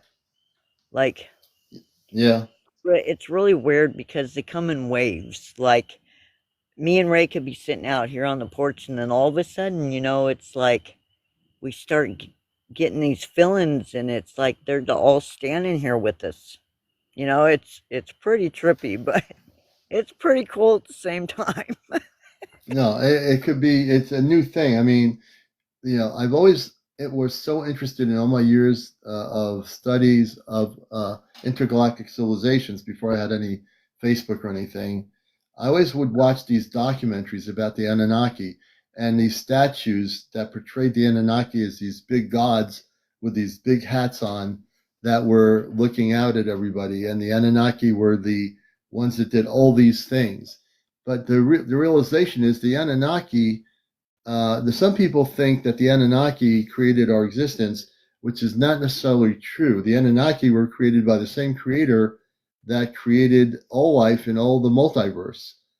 They just happen to be a very advanced civilization that had a lot of abilities. It doesn't mean that they were the end all be all of creation because they were created by the same creator that created human beings, that created Palladians, that created Andromedans, that created all the different life forms and even other beings that we don't even know about.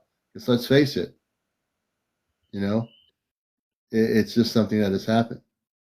Can you bring Brim up so he can explain See this? there, I'm looking straight at the camera, so I didn't see that. Yeah, hold on a minute. And we have like 30 minutes left in the show here, so we're going to bring Brim up. He wants to Well, my also phone's be. dying, so I only got a few minutes. Your phone is dying. What good are you? Did you not charge your phone up? I'm telling you, I've had it plugged up all day. Okay. Well, you need to rest. Okay. Hey, Brim. Good evening. Yeah, 1 second. I got to adjust something. Okay, let's have make sure your phone is charged up because hers is not. So, Uh, Brim, the name that you came up with, was it CmdrAleon? yes, that is the name of the guard. That's what I got when I heard it. Yeah, he's the one I talk to all the time, CmdrAleon. Mhm. And Yes. someone has a First, question. Sandra says, didn't they mix their genes with earthly humans? In documentaries, it's been stated in theory that the Anunnaki did have relationships with humans back in the early days. the reason why the change of the Anunnaki, why they ended up, they were uh, a bad race. They just wanted to have a bunch of slaves, if you know what I mean, mining their gold and whatever because their atmosphere was not very good. It was red and it was polluted. So they needed the gold, which is a major conductor, to fix their atmosphere. So they wanted us as humans to go and mine that. Well, the seven sisters of the Palladi came down here and said, you're not doing it, cut the crap. They are a being, they're a sanctioned being, you can't do that. They have an intelligence, you're not going to treat them like that. So they gave us kind of like the spark of like a soul, something that we didn't have before. Thus, they made us able to think more and be more intelligent than what they made us. So they actually kind of gave us the understanding of, hey, we don't need to be treated like this. And then they booted off half of the Anunnaki off the planet, and then the other ones were able to stay on the planet, but in order for them to stay on the planet, they had to go through the reincarnation cycle as we did. Yes, so the Anunnaki, just like everybody else, so let's put it this way. We've had advanced civilizations living here before all the current history about Jesus and all that stuff. When people go back over 2,000 years, the problem with that whole theory, the people that are in the 3D arguments about this, is that we didn't have anything start happening. Let's say if I were one of those people, say 2,000 years ago, 3,000 years ago, that's where they think human history started, human consciousness, human physical existence started. But if one looks back at our history as our planet, we are billions of years old. Because we are billions of years old, the space people live on our planet, the Agartha network. That's been around for longer than we've on the surface world existed. There's always been life on this planet. It's when you go on a roller coaster, the roller coaster doesn't just keep going up; it goes down. The analogy with the roller coaster is when it goes up, that's the high level. When it goes down, that's the low level. So we as a planet for billions of years had gone from intergalactic peace to conflict to peace to conflict. We've always had our ebb and flows in our galactic history on this planet. This planet has so much more history than none of us, even all of us here alive. There's so much history here that we don't even know, that it's amazing that in our current human history, now all these things are coming to fruition in terms of what Half Pint's talking about with Ray, what Brim is saying a little bit there. It's that we've always had a soul. The problem is that our consciousness was not always elevated to the best frequency. The Anunnaki historically were not always the good people that they are. Just like you were saying off the thing here in comments, Brim. We're living on a planet with good people, bad people, people that have created, like I said, nuclear bombs to destroy the world, people that are against it. So we're going through massive shifts, more than I think any other planet has ever gone through.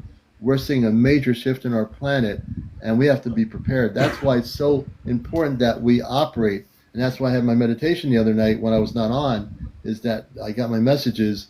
We got to change the way we are on this planet in order to be ready for interconnected contact with the Anunnaki, which are part of the whole Ashar thing, the Palladians, the Syrians, the Lurans, and so many other civilizations that we don't have in our consciousness that are here, that are coming here. It's really important, isn't it? Right.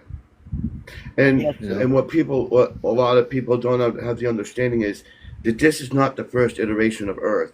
Earth has been redone about 7 times now with humans. Probably more than that, right? Probably with billions of years, Yeah, probably way more than that. I was only told 7 at the time. Yeah. Yeah, no, a lot. But that's what I'm saying.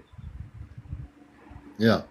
So we have to get But there. as she was talking about the Palladians, I told her, because that's what I was getting, that each color orb represents a different kind of Palladian, one of the 7 sisters. Each of the planets have a certain color, and those Palladians are the ones that are visiting her. When it's the big ones, when it's the smaller ones, it's kind of them looking like think of those small little orbs as like a cell phone. It's them peeking through, looking at us to see what we're doing, to see if we need help, see what kind of thing is going on. That's what those small portals are. The bigger ones are the Palladian, the beings coming down. They're spiritual beings. They're coming to look around on Earth and maybe to do some work down here. Yeah. So that's all. I think that's pretty cool that we can walk right through their orbs, though. I mean, Ray, we morph every time we go in one of their orbs. Now, when you say you morph, so they grab the back of Ray's leg and hang on to his leg, and they grab his arm and his hand, and you can see his hand morphing. It's pretty cool. Now, when you say the word morph, I know what the definition of morph is. So when you're walking through one of these orbs on your property up in the mountains, when you explain to the viewers what you mean by, I know what the word morph means, defining morph, what happens? So I think that they're making us look like what our avatar body looks like. So and have you seen that in your morphing? I mean, yeah, if you look on my profile, in fact, I think I just put some pictures of Ray on there just tonight of him morphing, but I can't bring him up on my phone. But you can bring him up. Excuse me. What it is the light. When you walk in this a a Palladian light, it actually turns you into the spiritual being you are. That's why I'm able to go up. When I go up there, and I've been up there many times, yes, I'm in my human form, but the minute I step in that light, it's like instantly I'm that spiritual being. Yeah. And I zip right up like a bolt of lightning. I've had it Well, it's like happen. it's almost like going through. The analogy would be like if you go through a portal, something happens that's slightly different than before you went through the portal. So when you're going through this orb on your property up in the mountains, your true light form is showing for that moment you go through the orb. When you go on the other side of the orb, your physical self is the way it was before the orb. Correct? Right. So if, Okay. like, say for instance, I go outside because I'm in the mountains here too. If I go outside and I see a giant orb, I know who it is because I'm always in contact with her, and that's a whole nother thing. But when I go out there and I know that she's there and I hear that, hey, she asked me, hey, do you want to go up? I'm like, yeah, let's go. So Yeah. I Yeah. walk Yeah. up into the orb, and when I walk in the orb, it's like I walk in and my whole body just turns into a light being. Yeah. Yeah. And then I go up. Yeah. And then when I come back down, I walk out of the orb, I'm back to human again. I Yep. have And no physical body. and half pint. That's what happens to you and Ray when you go through the orb. Yeah. Can you pull up them pictures? It shows Ray getting pulled right right in through the orb. You mean I can go on my iPad here and do that. Is it on your page? Yeah. Okay, wait a minute. Yeah, I got enough power here. I can't believe it's not totally. Give me a minute here, folks. You're watching Encounters, the late night #1 spiritual UFO talk show here on planet Earth. That's taken a little bit far, but it's absolutely true. Let's see here. Let's do this here. And we're going to get rid of Luis Alonso, who's this guy who was supposedly a whistleblower, but that's a whole nother story. Let me just get out of here. Wait a minute. It should be the pictures that I just posted. Like, All right, we're going to find it here. And we're going on TikTok on my other thing here. And we'll put down half pint. All right, I got And you it's here the on. same thing when I talk Is it? to when I talk to like Epi and Area, they tell me when I go up, when I my body walks into those orbs, that's kind of what's going to happen in an ascension. Our bodies is just going to be transformed into light, and that's when yeah, that's the kind of thing that's going to happen at ascension. that's what Now I'm being told. I'm looking at a picture that was posted 31 minutes ago. Do you feel like we do or something? Which one is it? Yeah, that's it. It says, "Do you feel like we do?" I see Ray looking at what looks to be like in part of the like you have a grill there and some like an outside cookout area in a But portal. keep looking around Is it? Ray. Here's the one in a portal. Is that part of it? Yeah. I'm going to show that one. That one's pretty cool. Hold on a minute. There's like 3 or 4 pictures together. Okay, I'm going to show Of you Ray that one, Morphin. man. Folks, we're going to show you what we're talking about here. Let me see. And this is what I love about documentation. Let me do this here. All right. I'll turn it around this way, and you can see this Yep. is you took this picture tonight, Yep, that's Ray going through a portal right there. and that's the portal, and Ray's walking through. You're outside the portal taking the photo, right? Yep. Interesting. Now I'm going to show And you you another can picture. you can see when they're coming up to him too. Here's Ray here. You can start seeing the energy shift. Yep. And there's another picture here, more apparent. Here, now the portal energy is really stronger here. Can you see it? How it shifted brighter.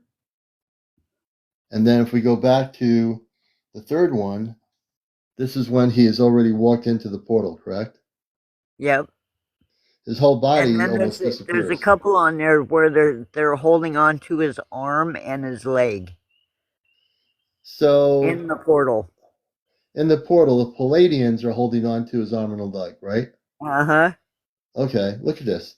So I showed you 3 photos that Half Pint took of Ray, and each one showed what's starting to happen. This is the full fruition of him right in the portal. And that Wow. looks exactly what happens to me. Yeah. That's this is the kind of stuff. I know you guys. I know Ray and Mary for a couple of years. They document everything, and that's what I look at. So that's interesting. Interesting stuff happening, folks. I think it's I, really lo- cool. I love showing people's documentation on my show here. I've done it with everybody. My friend April up in Vermont, Half Pint, and Ray for 3 years. Everybody I know here for years has some sort of experience, whether it's even if it's just words and they speak words about what happened to them. I know when people are telling their stories and they're true. I've been in this thing for years, so but I love stories and. I mean, I have my own experiences, but I love hearing other people's experiences because to me, Oh, by everybody sharing their experiences, we have a whole world that says, oh, they just shared their experiences about what happened to them. I want to try to get people to bring them out of their hibernation and realize that it's okay to talk about what happened to you. If you've been taken on a spaceship and you have documentation, let's share it. We have more disclosure here on what I'm doing here and finding that in this community of life we have, if we all come together, we will break the doors down of the whole thing because we have to. This is the time when we have to get real and realize that we're never going to be living the same way we've been living on this planet for the last 70 years. It's not going to be like that anymore. so basically, Yeah. when you walk into when people, somebody just asked, and I wanted to answer that. When, if you wouldn't mind, when sometimes when you walk in the orb, it's really like you can feel the power. You can end up anywhere. It's like with an instant. It's like the snap of a finger. You can end up on a ship. You can end up on a home world. You can see yourself flying through space. It all depends on where they ask you. They ask you, hey, do you want to go here? You want to go here? And she asked me if I wanted to go on a ship. So I walk in a portal. I'm on a ship. And Or that's what, and one that, time for she people asked. that, yeah, I was going to say, That, Brim, and you're right about the portal thing.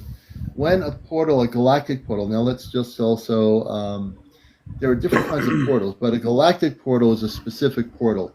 When you go through a galactic portal, that takes you into a different dimensional existence. And if you do right. go into that existence, just like, I know probably Half Pints had it happen where we call the, what's it called? Like, not the lifting. There's a word that's so well in my vocabulary here. When we have the wall open up, what we call an opening in our wall, which is an opening into a portal. Um, You talking about a rift? yeah, riff. Thank you very much. For some reason, the word that should be so easy in my vocabulary, I've said it before. Thank you. So I know that probably all of you have had a rift. I know Ray and Mary, you've had a rift right in your home where they came right in. The Anunnaki, correct? Yep.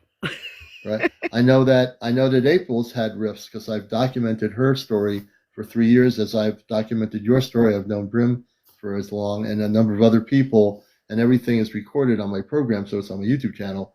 So nothing can be discredited because I've got it on my YouTube. But so when these rifts open, the people that are having these experiences, they can be taken into a portal to another planet, or they can be taken onto a spaceship. And that's what a rift will do when it opens up, or a galactic portal. They're different than a regular portal, which is, let's say, I won't get into the paranormal portals, are different than a galactic portal where you're going to, let's say, a Palladian star system, or whether you're going to another planet, sort of like Stargate. You remember they used to have that TV show, the movie Stargate, where they went through a Stargate into another Yeah. planet? And I Yeah. didn't. And if you would have caught my live, I have two trees out here in a bush in the middle. And one day I went through it. I could feel something there, and I could see the distortion. Like I'm looking at you right here on the phone. However, I put my phone up. There was nothing there. I looked in it. I'm like, and I kept looking back and forth. So I'm like, okay. So I walked through the portal, and I was in a Bigfoot planet. I'm not even kidding. I'm waiting I've for that. walked. I went and I was talking to Bigfoot, and I was blown away by how they are. It was so peaceful and magical. It was Yeah, and great. and half paint brim. They have big. She has Bigfoots on her property now. Mary. One thing I'll tell you is you don't have to wait to go through a portal for the Bigfoot. They come to you on your property, correct? Oh yeah, so Yeah, You don't have that's to so go true anywhere. too. You so just have to now make the. they're even here more now because I'm waking up more. So I Yeah, think the more I wake up, the closer they come to me. Because yeah, Ray's already seen them in person. You know what I mean? But yeah, I've only seen them like paranormally. yeah, But the They're other leaving night I was items on my live. porch. The other night I was live, and they were standing in my forest watching me on my yeah, live. It was yeah. pretty cool. And one thing about the Bigfoot or the Sasquatch, I've learned so much. I've studied that. I used to watch all the scientific shows on history about it. Um, that they speak different languages. So, for example, I think you probably know that your experiences with Bigfoot, they're not there just the reason why they put a yell or a scream out is because humans have over periods of the history of our Earth mistreated them. I mean, in current human history, the Yahoos that did a TV show for a while wearing camouflage outfits. I won't even get into it. On I think it was Discovery Channel or History Channel a number of years ago. They had this really sensationalistic show where they went out with pew pews to try to capture Bigfoots. I don't remember the name of it, and they tried to actually put them in. They thought they captured one in this wooden thing they built, and they were going to lock the Bigfoot into this wooden cabin thing, and it wasn't going to get out. And now I think a lot of it was hype. I think it was for Yeah. ratings. I don't think it was real. But the truth is, the Bigfoot can speak our language. The Bigfoot can speak a lot of languages. They just choose to make that noise because they know what humans have done to them in the past, which is basically attack them. And they are, people think they're these hairy, slightly more advanced monkeys or apes. They're not. They're highly intelligent beings, and we just do not. We've had not respected the Sasquatch, the Yeti. There's many different parts of the world where they call them different things, but essentially there are different races of what we call Bigfoot, for lack of a better word, and they are very, very spiritual. They can quantum leap from one frequency to the other. They can be standing there in 2 minutes and then they're gone. Where'd they go? How did they disappear in 2 seconds?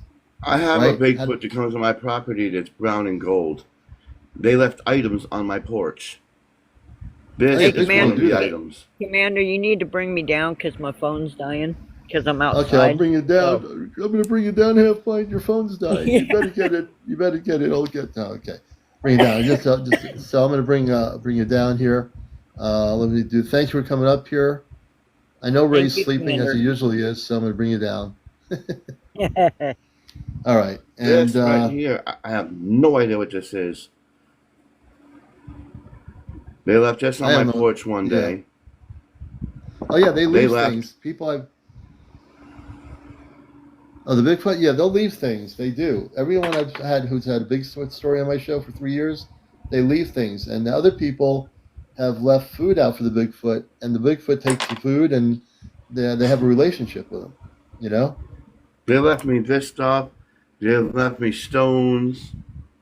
Yeah, they'll do that. It's They're highly yeah, intelligent. I mean, they leave you things to let you know that they have a relationship with you, and they're not here to attack anybody. yeah. When I went on that homeworld, I'll tell you the story for a bit, then I can go so you can have other people up. I don't want to take all the time. But when I went through the portal, I walked in, it was like tall trees, like taller than I've ever seen before in my life. There were tall trees, and I walked in, they kind of looked like giant sycamore trees. Hmm. I walked into a village. The buildings were made out of straw and mud, and Yeah, they looked at me like they knew me. They just looked at me, and I walked past them, and there was this a leader, a big white Bigfoot with berries and stuff around its head, and I'm like, yeah, okay, and so he was grunting and he was pointing, trying to tell me what things were, and I couldn't understand what he was saying, but I Yeah. knew what he was saying, if that Yeah. makes any sense. And Hmm. when I looked, there was millions of them. You could see millions of houses. It looked like trees. They had houses in the trees and houses on the ground. And well, my body's tingling when I'm telling you this. And there was a bunch of different colors. And there was little ones that looked like little Ewoks. You had some that looked like Chewbacca. It was really Yeah. cool. And when he was talking to me, he was grunting and pointing to different things. I think he was trying to have me understand his language. And it was very magical, and it was very a good experience because even though I didn't understand what he said, I knew what he said. Yeah, and there If are it makes different any levels sense. of the Bigfoot, you know. So I know that the ones that April connected with, they speak multiple languages. It's amazing. The more we learn about the Bigfoot, they are definitely tuned in to nature. And I know when I speak to April about the Bigfoots too, they can speak they can speak really good English, and they actually the reason why they sometimes will make the noises they do when they're on Earth and they're near humans is because they know the human population has not been very friendly. And then, hey, look, we know how our own population is, right? We know that, like I Right. said earlier, we use things that we use things to look what's happening in Gaza and what's happening to all those beautiful people that are being destroyed by bombs and weapons that should not be.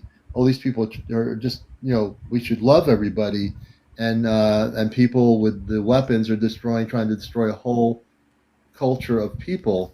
And so the Bigfoot know that we are not a very peaceful planet, and at least a peaceful existence of humans. And so I think you know when the Bigfoot start coming out, and they will, when we have our big day of contact, when that time comes, whenever that is, there are going to be the Bigfoots. There are going to be the mer people that are in our oceans that we've also tried to do things to that are not good. So we've not been a very good example as a human race to what's already been here for No. billions of years. But Not to what I say that you really and I under, are like that, but we haven't been a really good example of that. but what I understood about them is what they were saying was that there's a lot of different species of Bigfoot, so they all really don't know each other because he was pointing. He when he was grunting, I kind of figured what he was saying was when he pointed in the stars, he's like telling me there was different kinds of Bigfoot, so they all don't know each other. And Yeah, I that found that makes sense. interesting. I thought they all came from one planet, but no, he was No, pointing like no, there, they're there, different. there, there. He's pointing to himself, and he's pointing there, and he's pointing over there. So I knew what he was saying, and it was Yeah. really interesting. And it was different variations and stuff. So yeah, that was his And just like Bigfoot anything story. else, I think, Brim, there's different variations of their societies and culture. There's probably some Bigfoots because we have no other way of calling them anything but a Bigfoot. I'm sure there's some they have a name for themselves that we don't know yet, but we will eventually when contact happens. Hopefully, there'll be a translation as to what we should be calling them. But there are, I think, Bigfoot societies that are highly advanced, and there could be Bigfoot societies that came from Earth, other Bigfoots that came from off planet, that are they interdimensional. That people say there have been documentaries where they go from people say I see three Bigfoots, and all of a sudden I'm trying to run, and where are they? They're gone. Where'd they go? I mean, did they hide in the leaves? They probably were advanced enough where they travel interdimensionally too. You know, But I know that the people, the ones I spoke to, I know what their names were.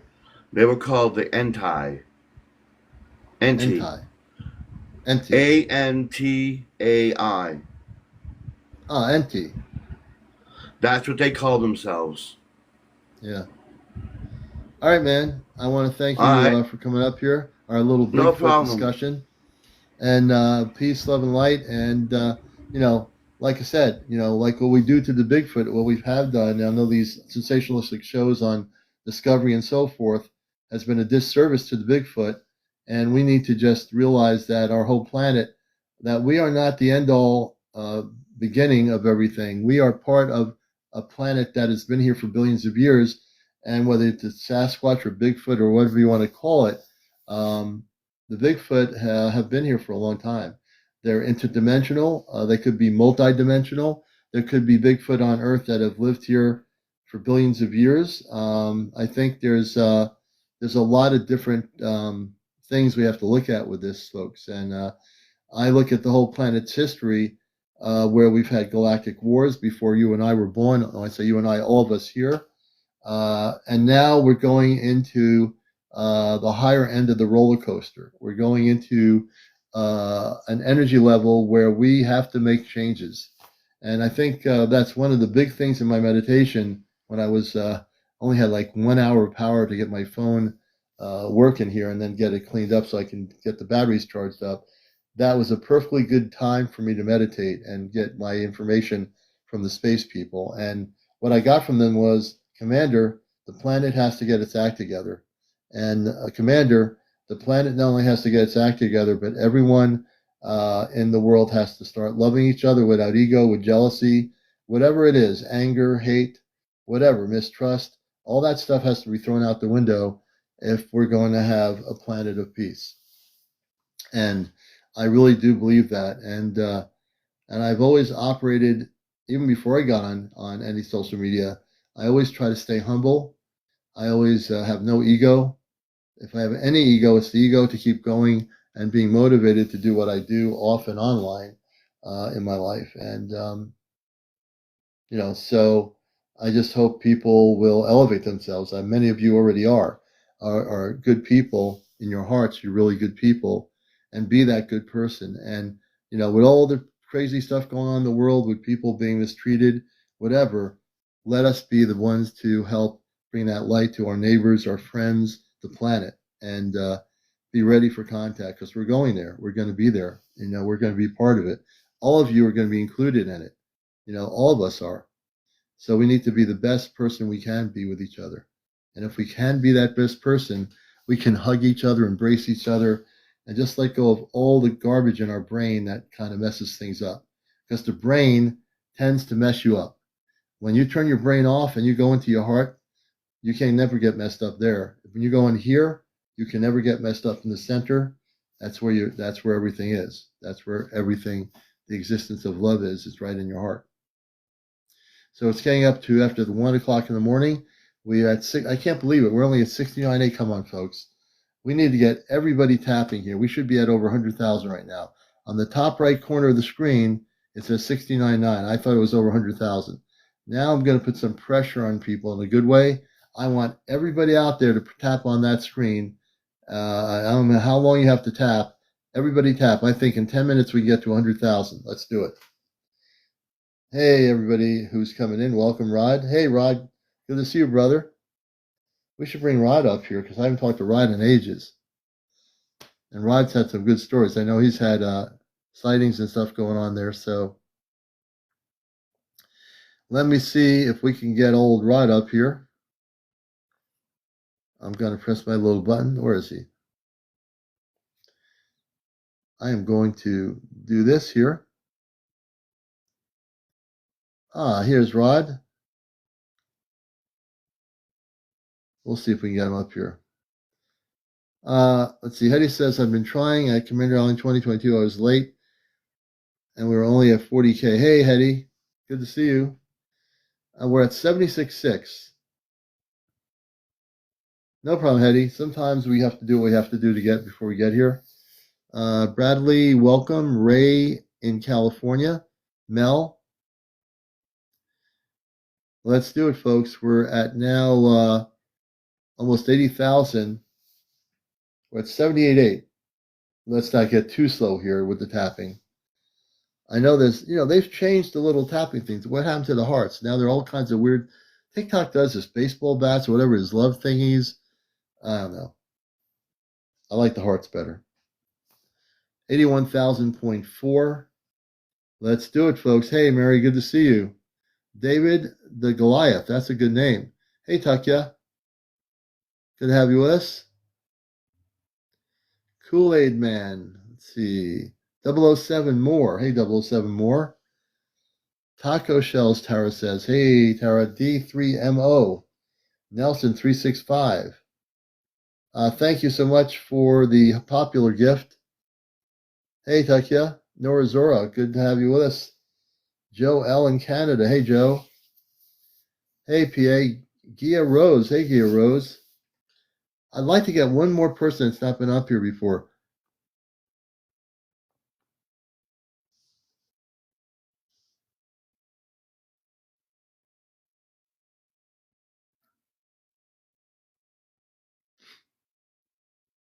So there's a lot going on, and definitely, like I said, I'm with a group of people that are part of something that's real with contact, and we've been on this journey for a long time. I've been on the journey way before I had any internet, and I can tell you that there will be contact, and there's real information. People like my friend Friends with Fairies has had direct contact with hundreds and hundreds of times being taken on the spaceship physically of our Ashtar command.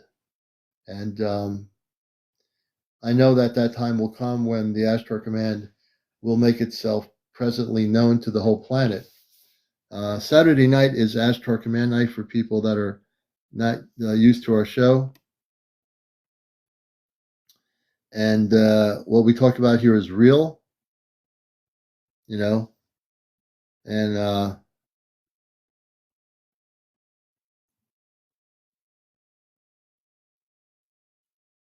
so, yeah.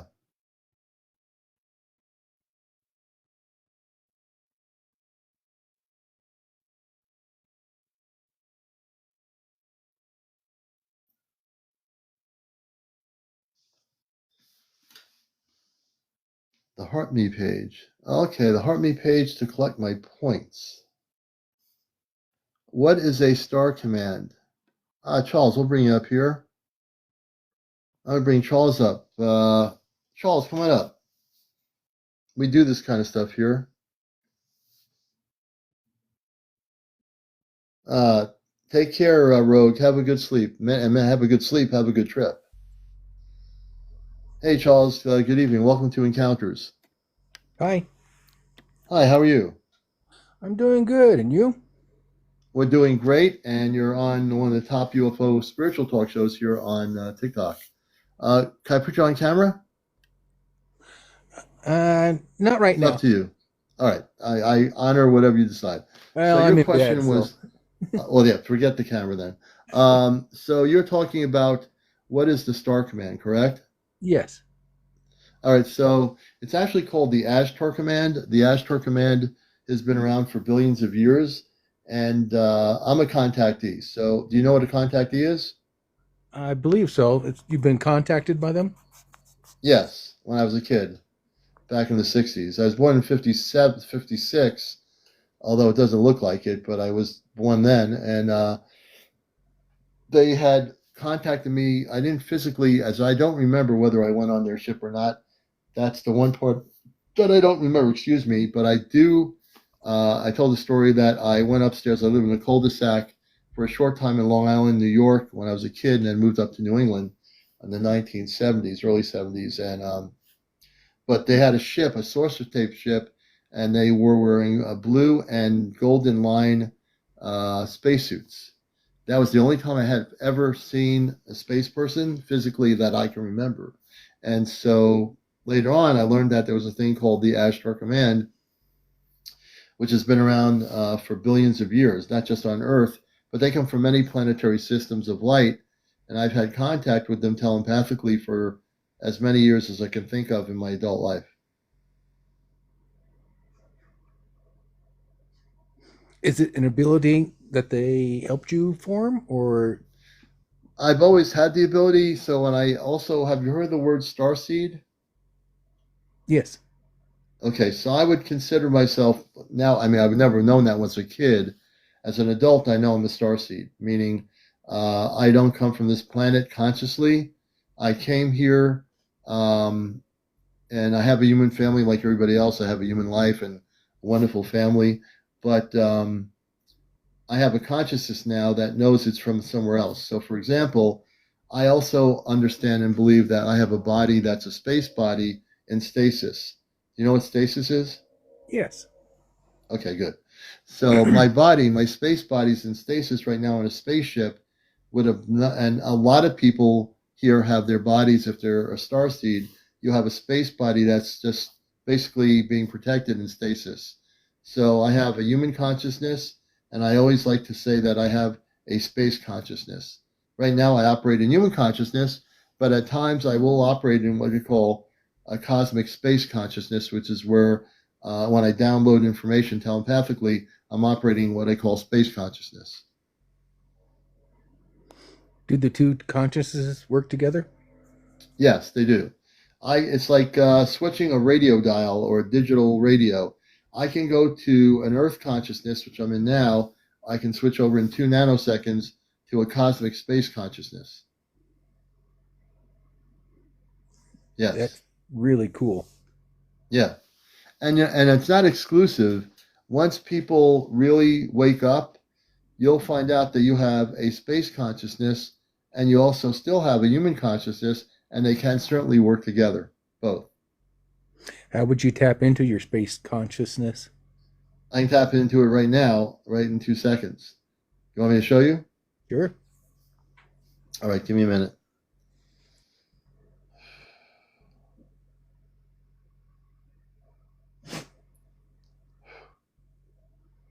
So now I'm talking English, which is my language, which is always my language.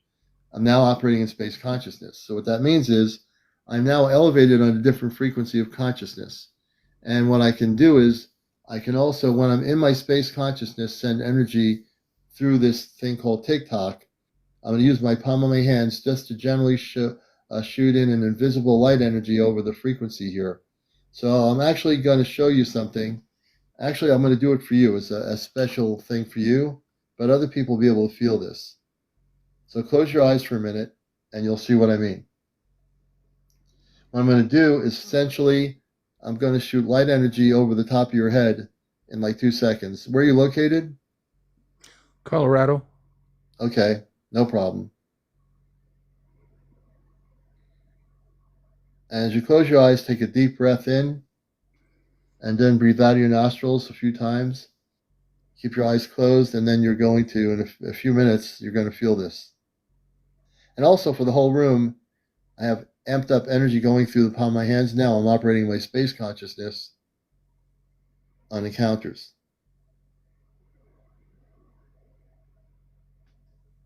Okay.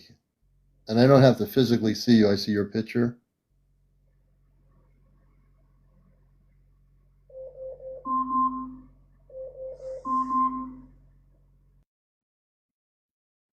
And in a moment, you start feeling some tingling sensation of energy coming over your forehead.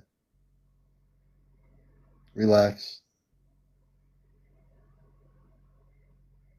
I can feel your aura now. I'm just going to do this to just let you know that this is real.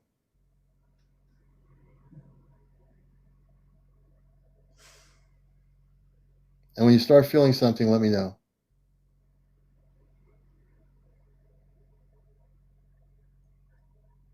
I think I'm feeling something.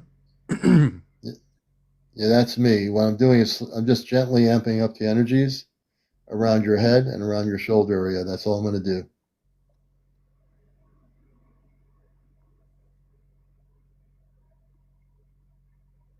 I feel the aura.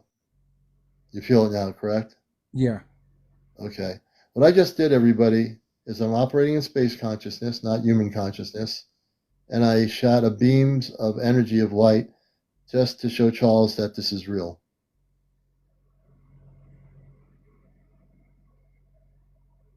That's pretty cool.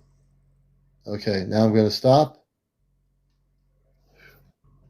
And it's all done. Now, obviously, if he was on camera, we're not doing, he's in bed, we're laying relaxed. If he was on camera sitting in a chair, you would be able to see his expression right now.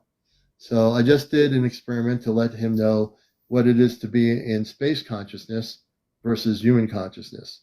So I just was in space consciousness, and some of you might have felt the energy. I was being very subtle with the energy with Charles, and some of you might have felt it. Maybe some of you didn't feel it. But the fact is, I did this to document the fact that I am also a space being in a human form. I'm also an earth person in a human form, and that, as your question was suggested, can both work together, yes.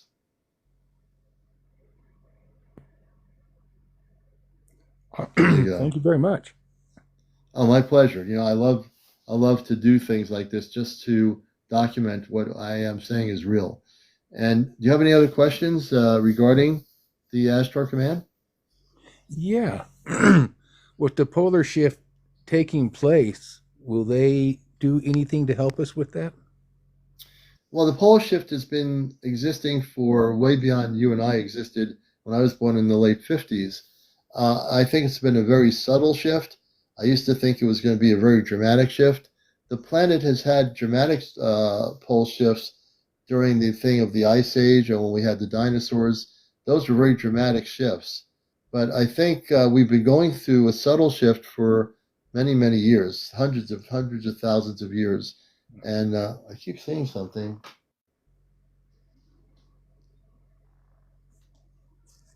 I think it was just a car going by, but yeah.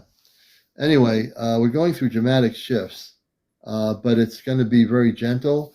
We're not going to have these shifts where the whole planet starts shaking and breaking. I think we're going through shifts right now. Pole shift has already happened, and it's continually happening, but more on a subtle basis. Thank you. I appreciate it. You're welcome. Charles, thank you for coming up here. And if you're new to the show, we're glad to have you with us. We're usually on at 11 o'clock at night. I'm a talk show host, but I'm on sabbatical with my NPR station. And I've been involved in this stuff for a lot of years. So I appreciate you being up here. Yeah, this is my first time here. I was only here a few minutes when you pulled me up. See, you never know what's going to happen on my show. And I guess it was meant to be. I'm glad you came up. All right, Well, Charles. Well, again, thank you for being here. I know you'll be addicted to the show, and we appreciate you finding us on TikTok. We appreciate it a lot, man. So take care. You too. Bye. All right, we're gonna bring Charles down. A new viewer of the show. Great. We hit 104,000 finally. Thank you. Now I can go to sleep. Oh, those are cars going by, so that's the lights. All right, I think we'll call it an evening here, unless we have one more person that wants to come up with a story. Let me ask you a question. Are there any people out there that haven't been on here that are contactees? Anybody? Anybody out here who is a contactee? Calling all contactees. You know who you are. Don't be shy. I'm not going to get ready to go off here, but I might want to just talk to one more contactee. Anybody? Catherine, she's been up here. Cool. Oh, let's see. I'm going to do one more contactee thing.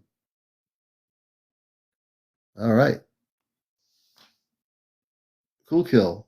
I think it's Cool Kill. Come on up. Let us get it together. All contactees on encounters, come forward now. Come on now. I know there's some contactees out here. 234 human beings and nobody's a contactee? You can't fool the commander. We got to have some contactees out here. Yeah, of course. Hey, Mindspeak, if you have fairy connections, they'll go with you. Yeah, they're connected with you. They'll be with you. Yeah, absolutely. Foul short me. Okay. We're going to bring, so fa short me, just press the guest button here. Queen Mimi's Bar and Grill. I've seen Craft. Okay. Fa short me. You see the guest icon? Press that, and we'll be able to get you up here. I'm going to bring the Queen person up. I'll bring up that person and Fa short me. Let me see if I can bring up the Queen. I will do one more interview here tonight, I think. Maybe. If they come up. Okay, we'll have you on another time, cool. We're on nightly, so well, until I take a break, but we'll bring on another night. Now, again, I want someone who's not been up here before for one last interview.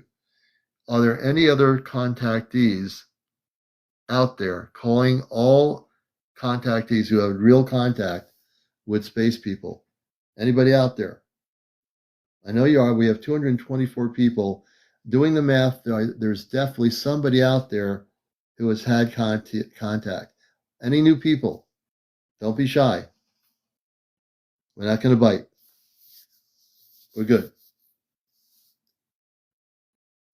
I'm here to observe. Oh, good. All right. Well, I guess tomorrow night is another night, another encounters. Fresh said he was. Fresh? Let me see. Fresh. Where's Fresh? Let me get back to Fresh. Who's Fresh? Oh, there it is. The contactee right there. How could I miss that? Come on up, Fresh. Just press the accept button on the guest thing. Fresh, we're going to bring you up there. And you'll be our last interview for this evening on Encounters. Let's see if we get Fresh up there. Fresh, are you there? If you don't know how to go live, look for the little icon, the people icon, and press the accept button, and we can bring you up.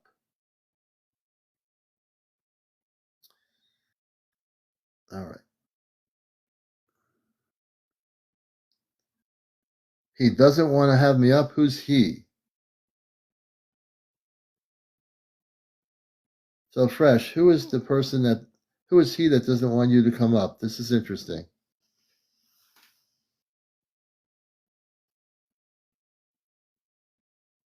Yeah, Fresh, come on up. If you're asking me if I want you up, yeah, I do want you up here.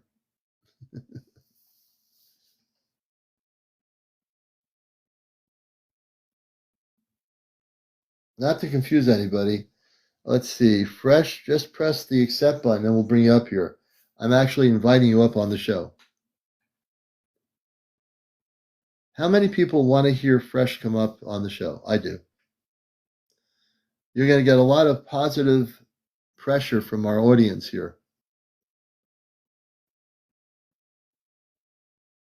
Yeah, I really do want to hear that story. When it comes to contactees, I want to hear the story. Come on, Fresh.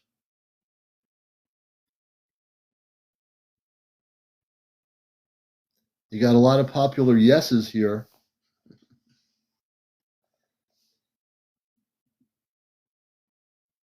By the way, as we're waiting to try to get Fresh up here, you can also follow me on my bio to my YouTube channel. There's a link there, and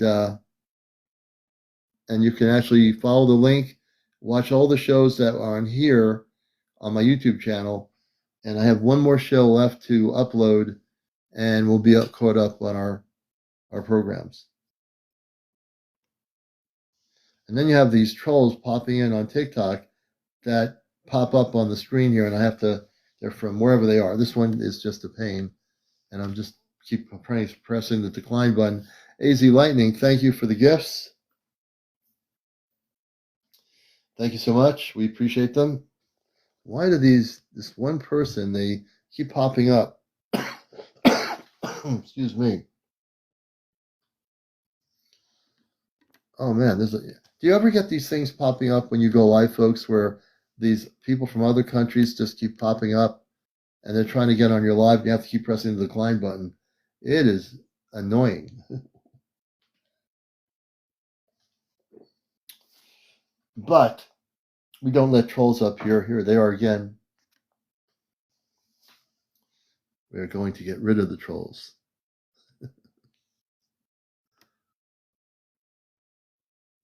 All right. Definitely Fresh, you're welcome to come up at whenever time you decide to come up here. So we try one more time.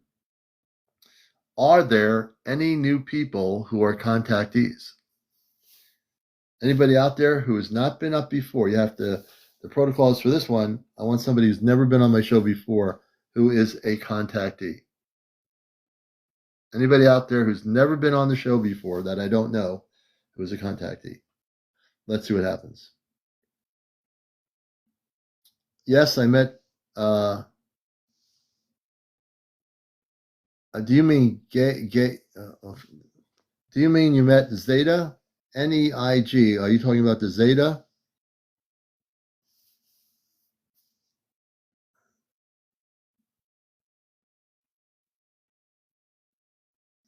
I'm looking at the comments here.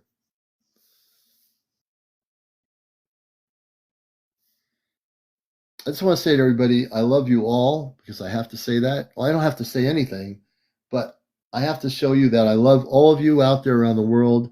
That's what we do on Encounters. We love you all. Yeah, I think that person might be a troll. So I'm looking seriously for a person who has seriously had contact.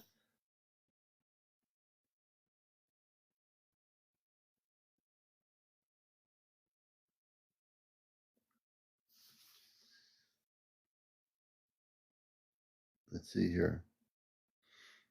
I'm still here. I have a lot of energy, but I am going to eventually go off planet.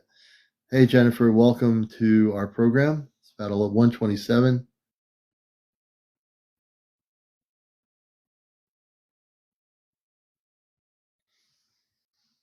So NELG, hey, Rox, NELG. So are you saying that you've had contact with a Zeta?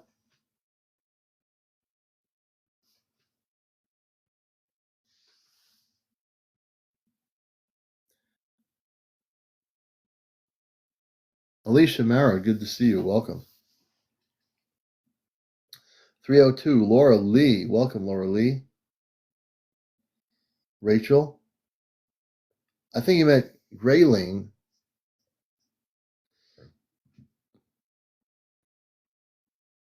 Dee says, I've had contact once on a ship, but I can't recall details, so I can't really share. That's fine.